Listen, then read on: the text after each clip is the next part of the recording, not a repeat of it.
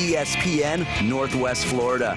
Our local, modern, state-of-the-art multimedia recording studio is now available for booking, starting at just $100 an episode. Take your fandom to the next level. For more information, text the keyword studio to 850-215-6290. Text studio to 850-215-6290. Text studio 215-6290 or jam over to ESPNPC.com.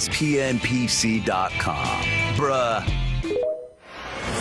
WGSX Lynn Haven, WVLQ Port St. John. ESPN Northwest Florida. Rise and shine, campers. It's a brand new day. What a lovely morning. Good morning, starshine. You seem happy this morning. Good morning, everybody. Thanks for coming in early. The Coach James Hale Show is live and local. Live from the J. Michaels Studio. 104.3 ESPN Northwest Florida. Hot tub. Hey! I'm full of water. Hot tub!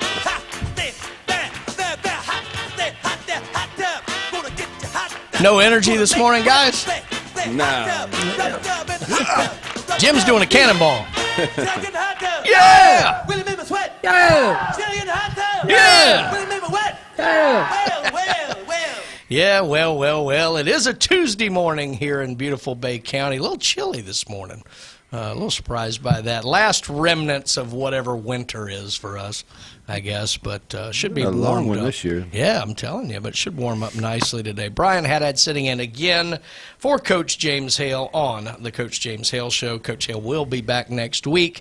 It is Substitute Teacher Week. That's right. And I'm joined by the Tuesday Big Ten crew, the Buckeye Boys, as they are affectionately known. Coach Jim Brandt, That's right. how are we doing this morning? I'm doing good. And Jason Kovaleski of Max Fit Sports Nutrition. How's it going, guys? Going good. Randy, how's that fishbowl in there today? Everything's beautiful. The fish food's been put out. Very good. Well, we got a lot to get into today. Obviously, district baseball tournaments mostly start today. We did have a few results last night that we're going to get into. Then, of course, we're going to have our FSU segment at 7:45. We're going to talk a little Alabama at 8. I know our Ohio State boys can't wait for that. A little Auburn talk at 8:15. And, of course, we're going to talk about everything in and out between. We're going to talk with Rutherford's baseball coach, Coach Coffin, here actually in the next segment at 7:15. But let's get right into it, guys, in terms of what is going on with district baseball tournaments. And we did have two results last night. In the 3A District 2 tournament, this looks like a football score to me. Bay High School, they put a tornado out on Gadsden County, 27 to nothing. To nothing. To nothing. So They must have missed a field goal. that's right. So congratulations. 27-0. 27-0. I hope what's the old saying? Don't use up all your runs in one game. But Goodness gracious. and they will be playing Rutherford. So that's great. We're going to be talking to Coach Coffin next. They beat North Bay Haven 3-1. So that does set up a Bay versus Rutherford matchup for this Thursday. And again, we will talk to Coach Coffin next about that. Over in the 2A District 1 side, Bozeman will be the number 1 seed. And the host, they actually had a bye in the first round because it's a 5-team district. So they will play the winner of Destin and Freeport, who will play tonight. In the 3A District 1 tournament, we have the county rivalry, South Walton versus Walton. And amazingly, these teams have not played in a couple of years. Oh, wow. Really? In baseball. We were talking to Coach Nick yesterday about it, and it was surprising. In fact, South Walton has not played a single team in their district. Of course, they've played a really they play good national schedule, national, They play teams. IMG and teams like that. And Right. IMG, as people know probably from football, is probably one of the top programs in the country. So, Yeah. So they loaded up, playing a lot of bigger, and of course they're one of the best teams in the state. Why wouldn't they? But they will play Walton tonight, and then the winner of that plays the winner of Pensacola and West Florida. So a good district there, actually. But 3A District 1 gets kicked off tonight. Over in 4A District 2. Arnold gets a bye because Godby actually had to shut down their season about a week or two ago due to injuries, lack of players, this, that, or the other. We were actually talking to Coach Jones about that yesterday. And then they will play the winner of Wakulla and Rickards, and that game, that matchup between the winners, will take place on April the 17th. And then in 5A District 2, you want to talk about a powerhouse district here. Mosley is actually the number 2 seed, as good as they are, because Childs, the number 1 seed, will play Leon. Childs is the last team to beat South Walton, by the way. And then Mosley will play Lincoln, and then those winners will get together. I believe that game is tonight as well, the Mosley-Lincoln game. That'll be a good game. Yeah, good luck to all of our county baseball teams. You know, congrats to the ones who have already played. A lot of games going on tonight. Hopefully the weather stays nice for everybody. We can get some baseball in, because that's always one of the things you deal with when you're dealing with high school baseball. I did want to take a little bit of time here kind of in this first segment because I haven't seen you guys in a while, and I always love picking Jason's brain about this stuff because I know we have a lot of people who are in the car heading to school, things like this. And look, unless you're playing baseball or softball or whatever, most of your athletic seasons are over. But the thought about going into the summer and preparing yourself for the fall sports or the winter sports like that is always a big thing. I know I came from a sport where I think we have a break for 4 hours in April, and that was it. I mean, we go year-round. But talk a little bit about, you know, maybe some different things that you're able to offer through Max Fit Sports Nutrition that can help kind of young athletes as they maybe go into off-season, you know, preparation, things like that, to make sure that they're ready. Well, now's the time of year you can concentrate on the weight room, getting bigger, stronger, faster. So the one thing you really want to concentrate on is your diet. So when we get kids, and I was the same way when I was 15, 16, you know, I just couldn't gain weight. You know, I had to eat so much food to be able to put on 5, 10 pounds of muscle. And I know a lot of parents that are listening right now are like, yep, that's my son right there. You're talking maybe 4,000 or 5,000 calories a day just to be able to put on the size. And I get a lot of parents that come in and say, we keep feeding him, but he's just not growing. Which is amazing, because at our age, we think about food and gain 3 pounds. Exactly. It kind of reverses as you get older. Your metabolism slows down. But most of these kids have optimal hormone levels, optimal testosterone levels. You're in the prime of your life right now. So the most important thing is to add food in. And when you're adding food in, to get to 4, maybe 5,000, 6,000 calories, especially for swimmers. I know Michael Phelps is eating 28,000 calories of food a day. And if you know how much that is, that's insane. So some things we can offer to help with that are mass gainers, because, you know, drinking a shake and getting another 1,000 to 1,200 calories in maybe twice a day can kind of supplement your 3 meals, and that would get you to about 4,000 or 5,000 calories a day. We have the InBody 570. I stress this all the time to parents. Bring your son or daughter in. You don't have to buy anything. Put them on the InBody. We can do a full body scan, and we can track over the next 3, 4, 5, 6 weeks, you know, how much muscle they're gaining, how much body fat they put on. We can adjust food intake and diet based on those numbers. So if you can bring them down and just talk to us, and we can get them in the right direction, get them on the InBody. Creatine, when you get about 16, is going to be hugely important. And I know people are a little bit scared off about that, because back in the 90s, we've had some issues with creatine and things like that in the kidneys. We're so far past that, and the way they purify creatine nowadays, there's no issues with that. You know, I still wouldn't take it too young, because you don't want to outgrow your body. You want your natural body to grow within its, you know, you don't want injuries. You don't want to stress ligaments, tendons, and stuff like that. But at 16, 17, you're getting and becoming more mature, and that's when you should incorporate some creatine, in my opinion. But we have a number of different things that can help. We still can do meal plans. You know, if your son wants to figure out what to eat, when to eat it, we do weekly check-ins with that. We don't just hand you a piece of paper and say, good luck. You know, you come in every week. We do the InBody scan. We talk about the numbers and what they mean and what you can do to kind of improve those as well. So come down, check us out. We're on 23rd Street in the Del Coronado Village. We're in Pier Park North next to Dick's Sporting Goods. We have a free sample bar so your son or daughter can try products before they buy them, and we'll try to help you in any way we can. I think the meal plan is so critical, because I know I haven't raised children. You haven't raised children. Jim has. So Jim will know what this is like. One of the things I found in years of talking with parents about things that was so difficult, especially as more, it isn't like the old days where you had, you know, dad was working and mom was home, you know, kind of, you know, running the home and planning the meals and this, that, or the other. Everybody's on the run. And everybody's trying to do everything. And a lot of times the parents themselves are trying to lose weight. And so just instinctively, I remember when Atkins came out, and it was such a big deal, and the kids were suffering because of it. But the parents, without thinking about it, were planning meals based on that, like that, not realizing what you said. I mean, these kids are at optimum hormone levels and all like that. I mean, Jim, it has to be difficult in trying to, maintain meal plans for a lot of different type of human beings when you're doing this. It's a challenge. There's no question about it. It is. But that's where I think something like, what you're talking about with the meal plan will help kind of take a little bit of that pressure off the parents. And, a lot of parents maybe don't want to. I found this as a coach, the hardest thing to do sometimes was admit you didn't know everything. Right. And, it might be hard to go in and ask for help, but, I mean, you guys are such a resource to that. Yeah. I mean, I didn't know until I knew. I mean, I was lucky. My mom was a college athlete, so she was on a strict regimen when she was younger, and she kind of passed that on to me. But, there's a lot of people that haven't been, exposed to, what to eat, when to eat, how to eat for, off-season strength training and building muscle, how to eat for in-season training when you need more energy. So you're going to eat more type of complex carbs. You don't need as much protein during the season. You still need some protein to maintain the muscle, but you're not trying to grow during that time period.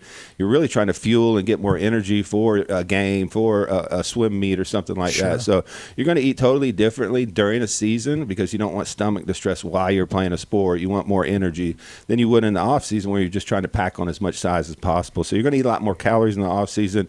You're probably going to just try to maintain and fuel your workout. So maybe a lot of complex carbs like rice, sweet potatoes during the season. But, we can help you in every area. I mean, when you come up on, the off season, we can put you on an off season, regimen and workout and tell you what to eat, the supplements you can take to kind of help you with that. And the supplements are just that. They're not the end all be all. I'd love to tell you that everybody needs a supplement, but you really don't if you get enough food in. The problem is at certain ages, the amount of food you need to eat, it's really hard to get that in. Eat 5,000-6,000 calories a day. So those supplements do really help you get to those goals that you really need. Those shakes have become such a wonderful thing because so many of these kids, they may get, the breakfast before they go to school. They get the lunch right there. But that kind of 3 p.m. time frame, it's so hard to get something in because especially like before you go to practice, sometimes you need something there. You're going to get the 6 or 7 p.m. meal. Right. But having the ability to have those shakes and things is something they can kind of carry with them that's easy. And I know you carry workout's the most important time because you tear your muscles in the gym. It's how you eat after. So that 30-minute, hour post-workout shake is going to accelerate recovery, accelerate muscle growth. So if you're not getting a shake or some type of food in post-workout within that 30-minute window, you kind of waste your workout. It's like, picking the scab off and not putting anything on to heal it. It's just going to bleed out and you're not going to build muscle. So if you're not eating after your workout and getting recovery shakes in and, maintaining something post-workout, the workout was kind of useless at that point. Yeah. Jim, we figured out how to make sure you don't tear down your muscles during a workout. Watch James Hale at the gym. Just walk around and talk to people. Yeah, just text and watch TikTok videos on the machines. Right. But, and I used to be good. But then the last thing, I love so much because I always love picking your brain about this stuff because I think it's so important. It was something I came to very late in coaching, and I know we worked together a little bit on trying to get some stuff going with the swimmers, and I know a lot of our kids were actually utilizing your stuff, and I definitely saw the performance. But also to our parents listening, driving this morning, it's not just for athletes. You have a lot of great ideas and meal plans for us who maybe – we may not get that full beach bod back, but we want it, to be a little bit better. Talk about some things as it relates to maybe adults just trying to look better and feel better. I think over the last 2 years, we've seen more mom and dad come in, and even athletes. Athletes at that age, they think they can, and they can kind of eat whatever they want, and they're not going to gain, 20 pounds of body fat. No, I mean, the food nowadays is different, but, more people are health conscious. After COVID and everything, what people went through, immune systems, just food in general. People are so much more knowledgeable now, and they want to know, So we have certified sports nutritionists on staff. We actually work still with MaxFit Meals. So if you want to take your meal plan down there and tell them, okay, this is the type of food we need, they can cook your meals for you. They drop them off at MaxFit. You order on Friday, pick them up on Monday. So we try to make it as easy as possible for you to get the type of calories you need. And some people, food prep is the ultimate kind of barrier because if you got to cook, 20, 30 meals and you have kids and you're cooking differently for them because you don't want to put them on the meal plan you're on. Right. You don't want them eating lettuce and chicken for every meal. So, it's very difficult to cook for multiple people. So that's where Max Fit Meals can come in and really help out. Absolutely love it. Well, let's talk about some more of our great sponsors here on the Coach James Hale Show. J. Michael's Restaurant. I'm so glad to be back in town because I missed me some J. Michael. Look, they got some nice restaurants out in Vegas, but ain't no J. Michael's out there. And we've got the big spaghetti day tomorrow, but today would be the black bean quesadillas. Oh, nice. And absolutely wonderful. Their best seafood, coldest beer you're going to find anywhere in Bay County. That is at J. Michael's Restaurant. TK Vandy Roofing and Contracting. I'm going to get it right today. Kyle Vandergrift and the crew will do absolutely whatever you need. Great with your roofing needs, any kind of general contracting needs you have as well. They can take care of it for you. You know the Vandergrift family, if they do something, it's going to be top quality, top notch, and that's why you need to call TK Vandy Roofing and Contracting. And look, David Adamson Fine Jewelry up there in Lynn Haven. If you got to get out of the doghouse with the missus, go get her a nice, piece of jewelry, this, that, or the other. Say, I'm sorry, dear. It wasn't my fault. Jim told me to do it, but whatever. But look, gold and silver, crazy, all-time high. Go in there, sell them your old gold and silver. You can repair old jewelry. You can get new jewelry. They are the absolute best. Russ and Amber know what they're doing, and you will not be upset if you go see David Adamson Fine Jewelry in Lynn Haven. When we come back, we're going to talk to Rutherford Coach Coffin, about the baseball team and their quest for a district title. That's coming up next. Coach James Hale Show, ESPN Northwest Florida. Only 104.3 ESPN Northwest Florida could bring sports fans like you an app this powerful. The sports content you crave is always on. Live stream us everywhere you go. Now with upgraded programming and live game schedules, you'll always know when the Atlanta Braves and your favorite games are playing. Plus, interact with our local hosts in real time and so much more. The new app for the sports fanatic is available at the Apple Store and Google Play. From 104.3 ESPN Northwest Florida. Good morning. This is Anna on ESPN Northwest Florida with your weather forecast on this Tuesday. Sunny this afternoon, an evening with a gentle breeze around 10 miles per hour out of the south-southwest and temps near 77. Tonight we will have mostly clear skies and a wind speed of 1 mile per hour and be quite warm at 63. Sunny tomorrow and a high 78 with a light breeze. Mostly sunshine Thursday with a temp of 78. This forecast is brought to you by Earthworks of Northwest Florida. Thank you for keeping that dial at ESPN Northwest Florida. Rely on it. Full residential and commercial projects from start to finish. Wheelhouse is ready to help. From the moment you have the thought to build to the moment you step through the front door of your finished project, Wheelhouse Consulting and Engineering will walk you through all of your aspirations. Engineering, site plans, live architectural design, construction, 3D rendering, permits, and more. Wheelhouse Consulting and Engineering, 850-896-6597, 850-896-6597, and online at wheelhousedba.com. Now, it's time for your Atlanta Braves Morning Update, presented by Tidal Wave Auto Spa. Get clean car happy at any of the 250-plus Tidal Wave Auto Spa locations today. Fish take Game 1 in emphatic fashion. I'm Barrett Salee, and this is your Braves Radio Network Morning Update. Tidal Wave Auto Spa is the official car wash of the Atlanta Braves and your go-to car wash destination all season long. Visit TidalWaveAutoSpa.com to find a location nearest you. Game 1 against the Miami Marlins did not go the way of the Braves. The Marlins pound out 10 runs on 16 hits as they topped the Braves 10-4. It wasn't Grant Holmes' night. He went 4 innings, gave up 3 earned runs, walked 2, and struck out 3. Didn't get much better after that. 3 different players, Aaron Bummer, Roldy Munoz, and Jose Suarez, come out of the bullpen, and all 3 give up at least 1 run. Matt Olson was 2 for 5. Austin Riley had an RBI as well. So there are some bright spots for the Braves. However, 3 for 12 with runners in scoring position probably won't cut it, generally speaking. Game 2 coming up tonight. Max Meyer going for the Fish. He's 1-0, has a 3.68 ERA, 8 walks and 15 strikeouts. The Braves will counter with Ronaldo Lopez. Raylo is 1-0, has a 1.15 ERA, 5 walks, 13 strikeouts, and an 0.96 whip. For leadoff show at 6, first pitch at 7:15 across the street at Truist Park on the Braves Radio Network. It's It's the Coach James Hale Show. He's the sexiest man on the planet. Live and local from the J. Michael Studio on the Sports Talk Monster. ESPN Northwest Florida. And welcome back to the Coach James Hale Show here on a Tuesday morning, joined by Jim and Jason and Randy, and also on the phone, as we are every Tuesday morning, by Coach Coughlin there at the Rutherford Rams baseball program. Coach, how are we doing this Tuesday morning? I'm doing great. How are you guys doing? We are doing wonderful, Coach. Before we get into this district play and everything that's gone on last night and this week and what we have to look forward to, kind of catch us up on anything else that's gone on over the last week since we last talked to you. Yeah, last week we beat North Bay Haven, and then we had to turn around and play them again last night in the district semifinals.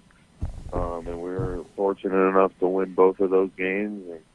And now that sets up the district championship on Thursday.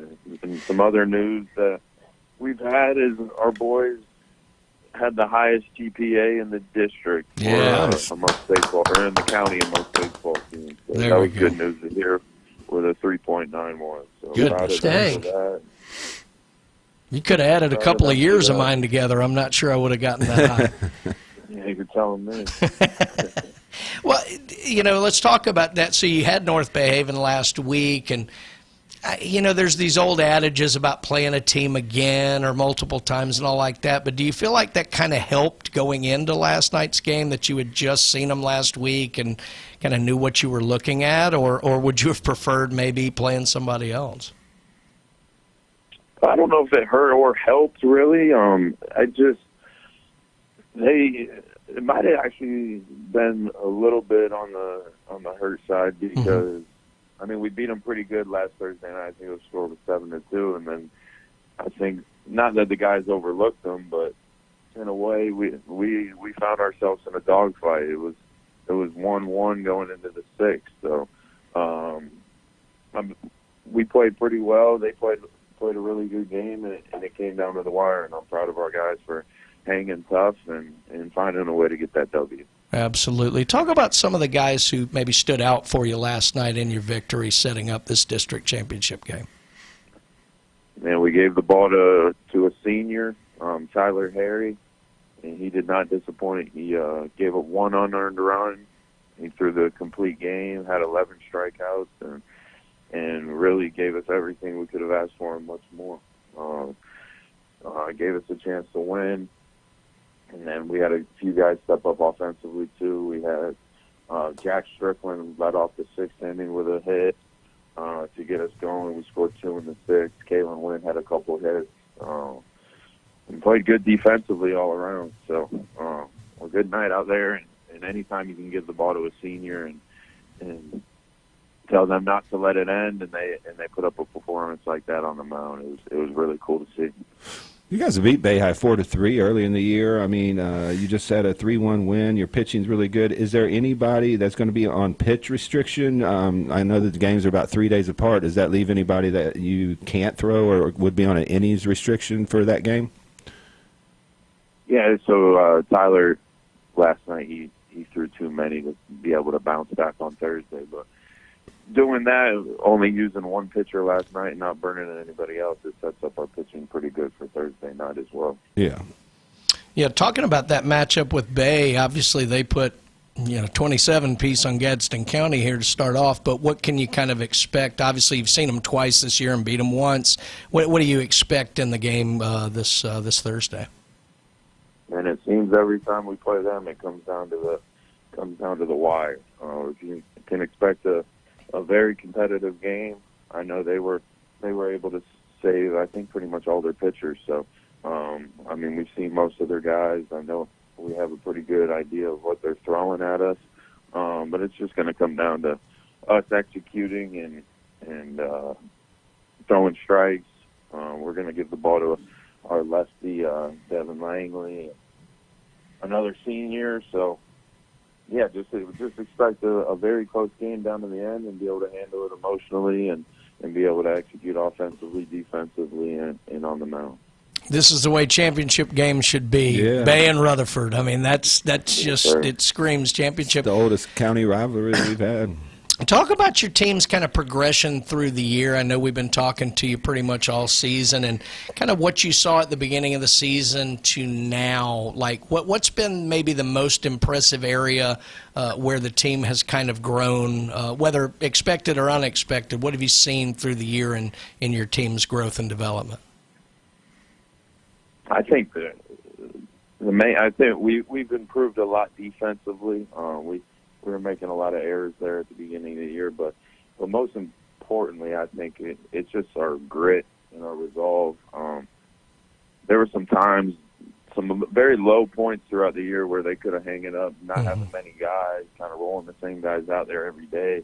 Season can got to get long at points, but this group was very resilient and just came to work every day and every time they put that jersey on, they gave us 110%, which is what we expect, and really a unique mix of 5 seniors and then a lot of young guys mixed in there in between. So those seniors led us the whole way, and really just I can't speak enough about their grit and their determination to get us to this point and just work hard throughout the whole season. Where's this game being played at? This next game versus Bay? Okay. Were they hosting the entire district, or was it just like you travel to whoever the higher seed is? How did that play out? Yeah, higher seed. So we hosted North Bay Haven last night, being the 2 seed, and they were the 3 seed. And then Gadsden traveled to Bay. Bay was the 1 seed, so now we travel to Bay. Any nagging injuries, anything like that lagging on through the season? Or are you pretty healthy for the game here Thursday? Yeah, we're pretty healthy, ready to go. That's always good to hear at the end of a long season. That's the truth.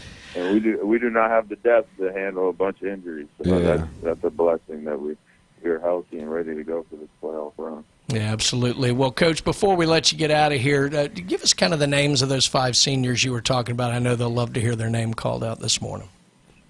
Yeah, Devin Langley, the left-handed pitcher, first baseman for us. Tyler Harry, right-handed pitcher, infielder. Kalen Wynn is the big stud in our lineup, big bat, plays shortstop for us. Cameron York in center field and on the mound for us. And Jack Strickland in right field, first base, and another big bat in our lineup. Outstanding. Well, Coach, we're going to talk to Coach Hudson tomorrow. You got any trash talk, any bulletin board material you want us to pass on to him? No, Coach Hudson does a great job. I can't wait to have another great competitive game against them. Tell them to take it easy on us. I tried, folks. Well, Coach, good luck to you. I'm telling you, Bay Rutherford is the way it should be for a championship. We're very much looking forward to it, and it'll be the rubber match this year, see who gets the big one. So good luck to you, and play well Thursday. Yes, sir. I appreciate you guys. Good luck, Coach. All right, Coach Coughlin there. Rutherford, boy, they have really improved down the stretch. Yeah, and they've got themselves right on the precipice here of a district championship. They beat Bay High 4-3. They lost 4-1. So these are evenly matched teams. I mean, they match up really well. So Rutherford's got a chance to move on and make the playoffs. So that's exciting for their program. And when you're trying to build something, you just want to make them many steps, and they've been making them over the last couple of years. He's obviously a good coach. They were hit hardest by the hurricane and the enrollment. So what they're doing over there is amazing what they're accomplishing. So and I like what he said there about there were some times, because I could kind of sense that in listening to him. And I know you guys are here every Tuesday. There were some times during the season where you could tell he was kind of worried his team might kind of go the wrong direction and things like that. And it is a testament to kids this young that they can kind of step up. And because we always hear, people always look for the easy way out and things like that. It's easy to pack it in. Oh, yeah. These kids went back and they got tough and got to work, and it's paying off for them. And now they got a chance to win the district and move on. And if you win out from here, you're state champion. There you go. The playoffs start today. What pain is temporary, glory is forever. There you go. So absolutely right. Well, let's talk about some more of our great sponsors here on the Coach James Hale Show. How about Pepper's Mexican Restaurant? If you can deal with stepping over a passed out Glenn, it is. No, I'm just kidding. We're paying for James Hale's. Fair food. enough. I'm telling you, I've been there a couple of times now, the one out on the beach. I used to love going to the one out there by the old mall, but now that they're on the beach, I can save myself a little gas, and that's a big deal nowadays. But let me tell you something. They are absolutely wonderful staff, great food, great drink specials, great food specials. It is an absolutely wonderful time. It's right there over by Arnold High School in the old TGI Fridays, if you remember where that is. And they do a wonderful, wonderful job. So make sure you get out there and enjoy some good Mexican food tonight there at Pepper's Mexican Grill. Dr. John Ward of Dermatology Specialists. If you are listening to us right now, he has an office located near you. He has 8 Do you know where they are? Area. No, I can't do it. Port St. Joe. We did catch him about a month ago. He actually messed it up, and Glenn and I, it was like we'd won the lottery. We couldn't believe it. But look, he does an absolutely wonderful job. They really 1 do. in 5 will develop skin cancer in their lifetime. We live in paradise. We have to be careful down here, but regular screenings is the best way to prevent becoming a skin cancer statistic. And he's an honest man. Like he helped me through COVID and kind of led me and really, educated me on some of the medications and the way we could, fight some of those things off. So nothing but respect for him. So if you want an honest doctor that's going to look at all the options, he's the guy to go to. And Florida State fans, he'll needle you a little bit, but he'll take great care of you, that's for sure. But Dr. John Ward, dermatology specialist, get out and see them today. And then Patrick Garner and the crew at Turf Pro Pest Control. I loved pulling in yesterday to do the show, seeing that Turf Pro truck there. And Patrick, we had a great time on the show yesterday. And his tax day special ends tomorrow, at the end of tomorrow on taxes. Tax day special. But make sure, get all those critters out of your yard. You can't get them out of your wallet, but get them out of your yard. Turf Pro Pest Control. When we come back, let's talk about the new NCAA rules. I'm sure that'll get your blood boiling.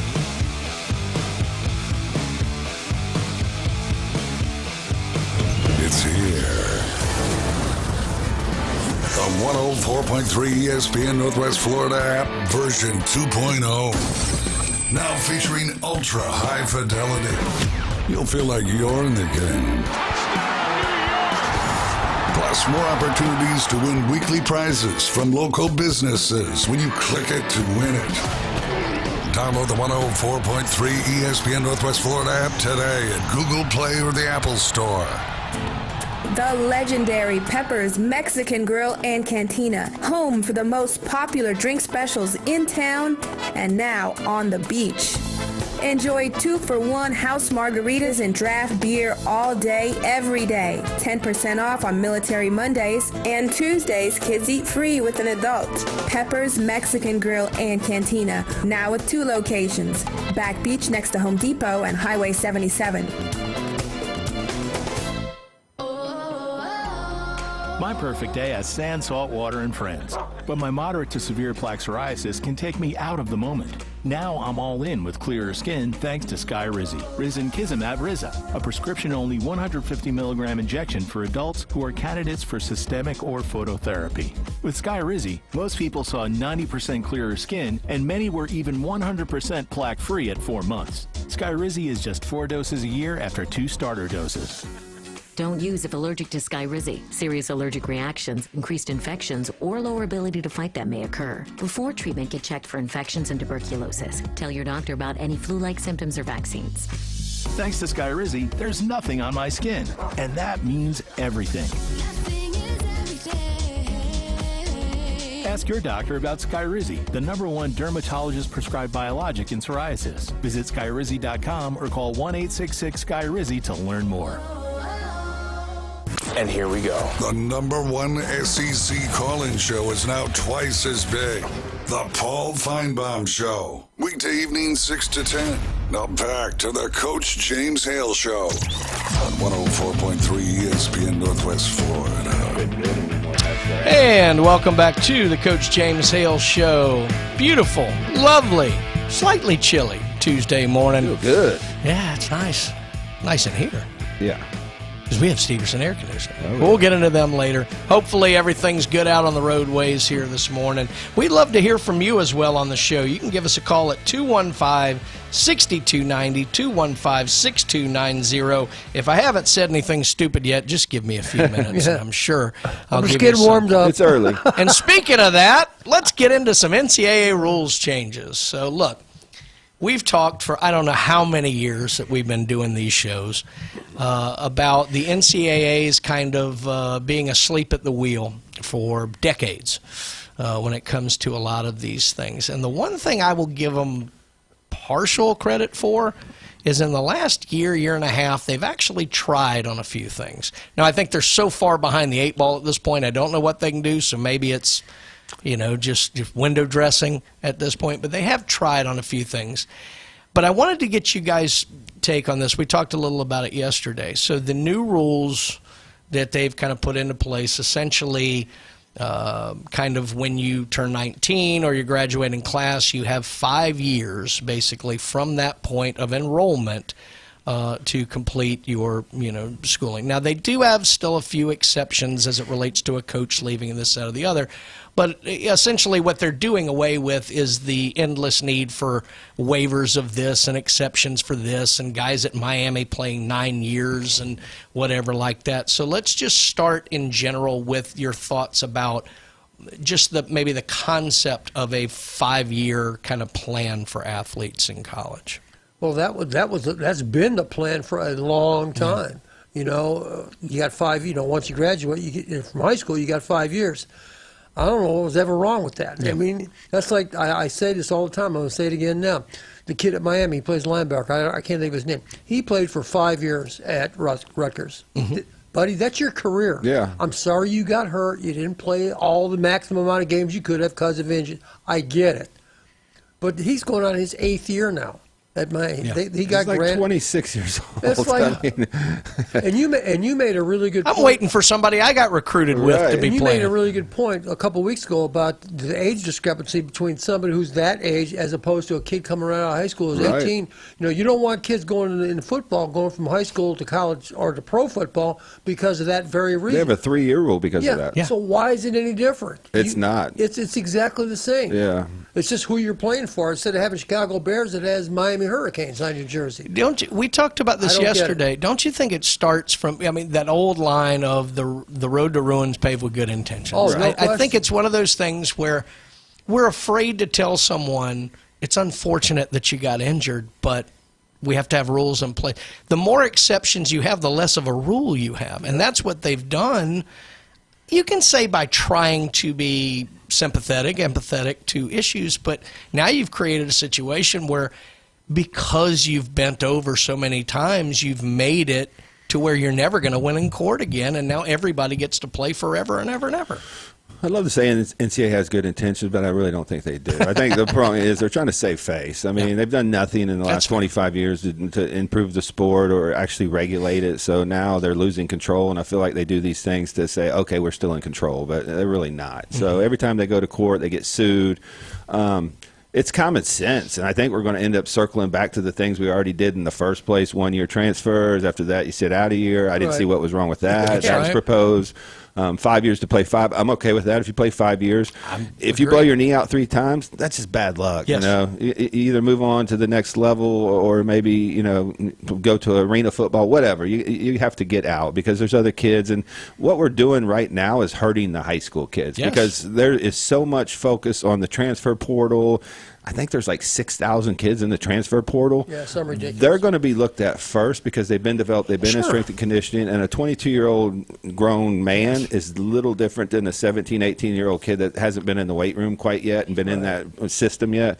So we're really hurting the high school kids and the kids that we are supposedly trying to educate and grow and stuff like that when you got a 26, 27-year-old guy that's been in college football for 9 years and has 3 waivers, and the waivers were given by a booster of the team that he's going to be playing for, like Ole Miss. I mean, he's going to a Ole Miss judge to be approved to play football for his 6th year. And look, I want to see these superstars play. I think it's good that the NIL is keeping a lot of these guys in college because I think it makes the college game better. better because a lot of these guys like Beck and all those guys would have been in the NFL last year sitting on the bench. Instead, they're playing in the college football playoffs.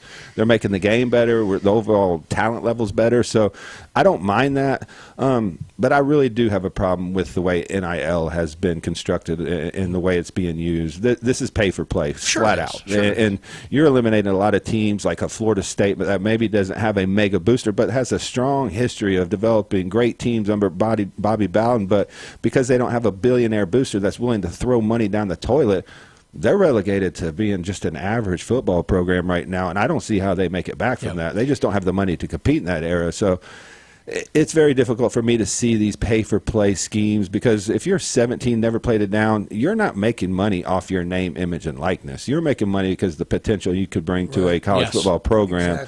You know, a five-star quarterback that's never played it down, he's going to get $2 or $3 million. That has nothing to do with his name.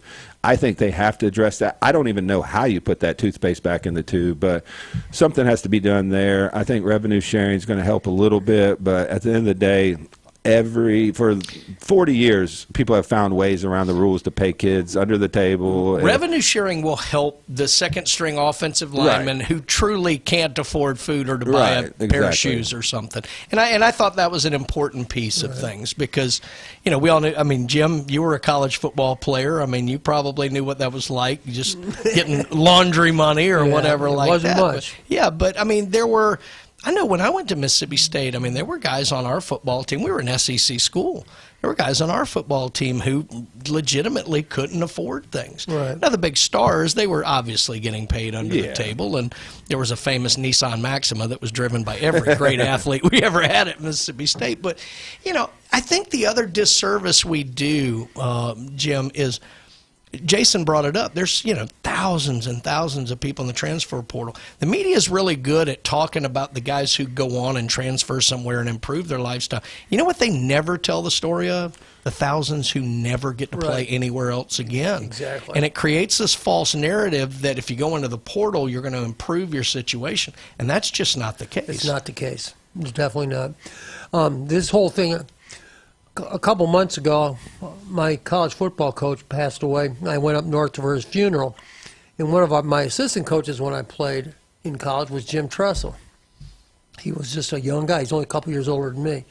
So anyway, I haven't seen him for a long time. So we talked about this. And I said, Coach, I mean, obviously you got a ton of experience. You know everybody. I mean, he's a lieutenant governor of Ohio now. I said, Coach, what can be done? What he basically said was, it doesn't really matter what we come up with, but if whatever we come up with, if people don't abide by it, if they don't follow it, it doesn't really matter. So regardless of what rules, you know, Nick Saban or myself or whatever group of people, whatever we come up with, that doesn't matter if nobody's going to abide by it, and it can't be enforced. And that's 100% true. I mean, how, like you said, how do you get the toothpaste back in the tube? Nobody wants it back in the tube, you know. So I don't know what the answer is, but it has to change. What we found out along this path is that the NCAA has essentially been designated as a citizen of all 50 states. Right. And as such, we have 50 different state laws. I mean, we have some, you know, let alone the tax implications of state income tax and not, and certain ones are waiving an NIL against state income tax, this, that, or the other, but they're just different laws. And as such, I've always said, and as much as I can't believe that I want this to happen, because the only group more ineffective generally than the NCAA is United States Congress, but it's going to have to end in an antitrust exemption, isn't it? That's the only way I can see it. You would think so. Every time they go to court, they get sued and lose. You know, so they have to have some structure and laws in place that are going to favor them. And you have to have structure in any type of business, civilization, anything for it to work. And you can't just say, oh, it's a free market, you can do whatever you want. No, you can't. Look at if the NFL, if every year every guy was a free agent, it would be total chaos. There would be no structure. You would have no idea what was going on from week. And that's what happens in college basketball and football. it's smart to get in the portal if you're a high big-time profile it's a name. negotiating tactic. You got leverage. Yeah. Every team's going to offer you the most money. If you're a top 5 NBA pick and you want to stay in college, make $4 or $5 million, jump in the portal. Yeah. You know, you could be an Ohio State legacy, a Florida State, a Miami guy, but if I'm trying to maximize my dollars, and there's so many agents out there, that's another thing that's got to clean up, but that's a conversation for a different day. We can go way down on, because a lot of these guys aren't even certified. But they're giving their guys good advice, and I'm using quotation marks for that because it's good for their pocket, but maybe not good for the game. But all these kids are jumping the portal to get leverage to see how much money they can maximize, and I can't blame them because most of these kids are not going to make it to the NBA or the NFL or the highest levels of the sport. So this is their opportunity to make money, and that's where I think that the portal needs to be tightened up. I think the NIL contracts need to be tightened up. I thought the clearinghouse was a good idea, but how do you enforce that? Yeah. The clearinghouse was supposed to be, is this for NIL? What's the structure of the deal? And they could approve or decline it, but they're so afraid to get sued, they're just allowing everything to go through. So it's not really a... Yeah. There's so many areas that just won't be covered by this. The one thing I think that is going to be a good benefit to this, and I've never had a problem with a 5 gets you 5. Right. I just don't. I do think this is going to remove the issue of that 4th game in football, the red shirt, who's going to quit the team after the, who's not going to play the guy at the end of the year, to give their starters. I do think it's good to remove that. Yeah. I think that was kind of pointless jockeying and nonsense. It's not good for developing an athlete anyway like that. 5 gets you 5 to me is fine. If you're, like you said, if you're fortunate and you can play all 5 years, good for you. Right. But you don't have to worry about these red shirt rules and this, that, or the other. I think it's actually, in that narrow instance, I think it's going to be a good change. Well, I tell you what else is good. Steve's Bike Shop. Actually, just got a little text from my buddy Steve. Steve, you should be yelling at those kids to swim faster. But no, Steve's Bike Shop there on 23rd Street across from Sam's. Been in business since 1979. That means he's old, folks, but Steve does a wonderful job. New bikes, used bikes, the new electric bikes that are taking over the world. You need to get your bike worked on, service. Absolutely second to none at Steve's Bike Shop. I've known him for a very long time. Good friend, and he does a great job with the Mosley swim team and with Cat 5 Aquatics here in town with the swimmers, and he will do a great job for you and all your needs at Steve's Bike Shop. And Jason, one more time, talk to us about your 2 great locations there at Max Fit Sports Nutrition. Yeah, we got a location on 23rd Street in the Del Coronado Village. We talk a lot about our InBody 570. It's a great tool to be able to, track results, get a starting point, and then over time we can do more scans and show you how things are going and what direction you need to go. We have a free sample bar. Protein prices have gone through the roof, but we do have some good price proteins right now. I found an iSlit for $49.99. I know some people are paying $79.99 to almost $100 for a jug of protein right now if you're getting quality protein. So we do have some really good deals on protein. We have a free sample bar where you can try products before you buy them, and we have certified sports nutritionists on staff, and we have our second location in Pier Park North next to Dick's Sporting Goods. Get out to see them today. When we come back, we're going to talk a little bit of FSU. Coach Jim's got it all figured out. He's going to tell Coach Norvell how to go undefeated this year. That's next. Coach James Hale Show, ESPN Northwest Florida. Weather in the Panhandle never stops. Turn to 104.3 ESPN Northwest Florida. This is Joanna with your latest forecast. We're up to the minute weather reports all day long. A chance of thunderstorms and moderate rain. In-depth storm coverage. Hurricane Helene. And breaking weather as it happens. We do have a tropical storm warning. ESPN Northwest Florida. Rely on it. Good morning. This is Anna on ESPN Northwest Florida with your weather forecast on this Tuesday. Sunny this afternoon, an evening with a gentle breeze around 10 miles per hour out of the south-southwest and temps near 77. Tonight we will have mostly clear skies and a wind speed of 1 mile per hour and be quite warm at 63. Sunny tomorrow and a high 78 with a light breeze. Mostly sunshine Thursday with a temp of 78. This forecast is brought to you by Earthworks of Northwest Florida. Thank you for keeping that dial at ESPN Northwest Florida. Rely on it. Reliable Copy Products is proud to be the exclusive dealer in Northwest Florida for Kyocera office equipment. Reliable Copy Products has been committed to providing professional, personalized service for the last 35 years. They understand that the right equipment does not always fall within today's budget requirements, so they offer several options for the equipment you need today for the growth you expect tomorrow. Call James Smothers at 784-6601, 784-6601. Reliable Copy Products on Harrison Avenue, just north of Bay High School.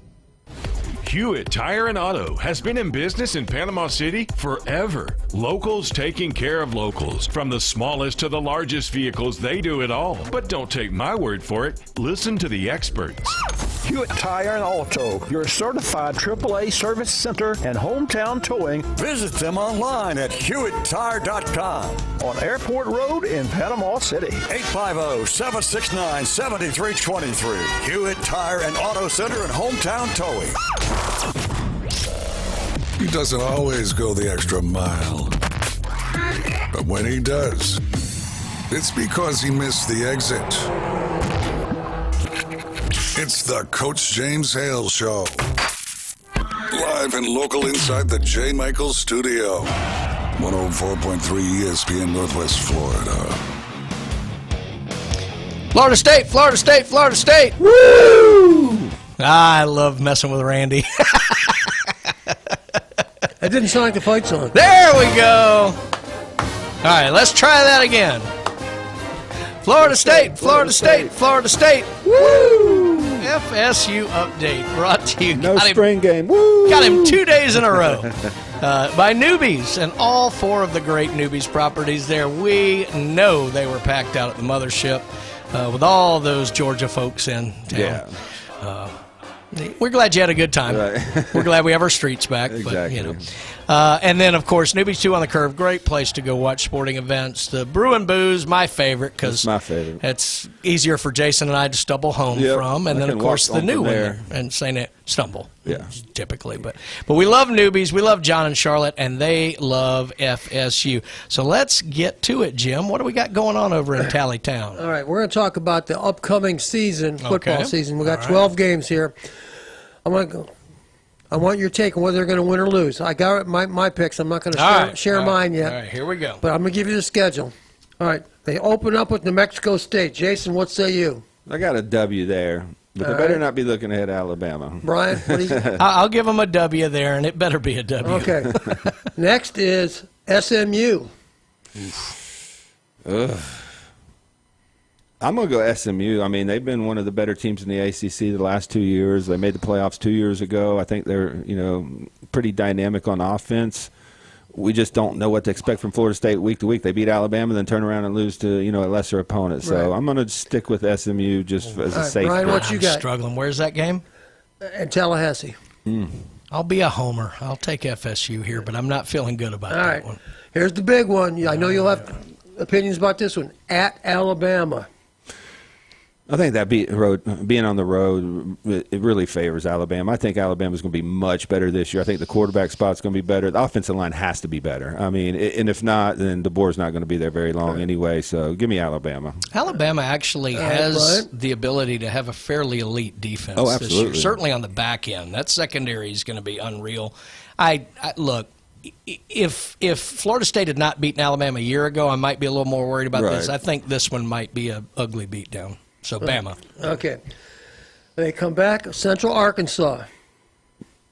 Florida State. I mean, Scottie Pippen's not at Central Arkansas this time. As long as they don't get just blown out by SMU and Alabama and they just come in. I can tell you this. If they lose that game, it's over. Game 5, they're looking for another coach. Yeah. All right, UVA in Tallahassee. Man, I love Tony Elliott.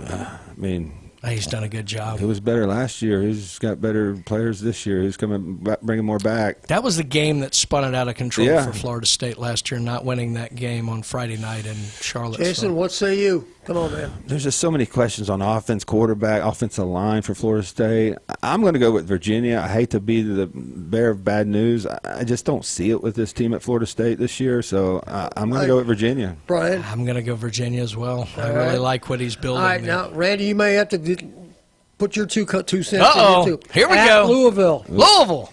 At Louisville. Randy's Wake up, texting man. away. Yeah, that's going to be another one. Florida State loss right there. Oh! Not just Florida State loss, a beatdown. Beatdown? We're talking beatdowns in order? 215-6290. Randy Williams, folks. Okay. He will be happy Jason, to take what do you your call.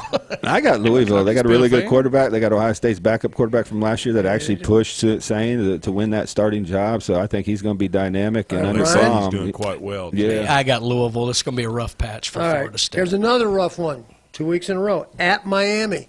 Oh, Miami big. That's going to be a beatdown. Yeah, I got to go with Miami. Okay. After that, Clemson. In Tallahassee. Oof. In a weird way, I think this might be a game they could steal because Clemson just is so inconsistent. I just don't really agree with their offense. Give me Florida State at home in one. I mean, they got to win a big game at some point. I agree with you in general. Here's the problem I see. You and I both have them losing 3 in a row. Yeah.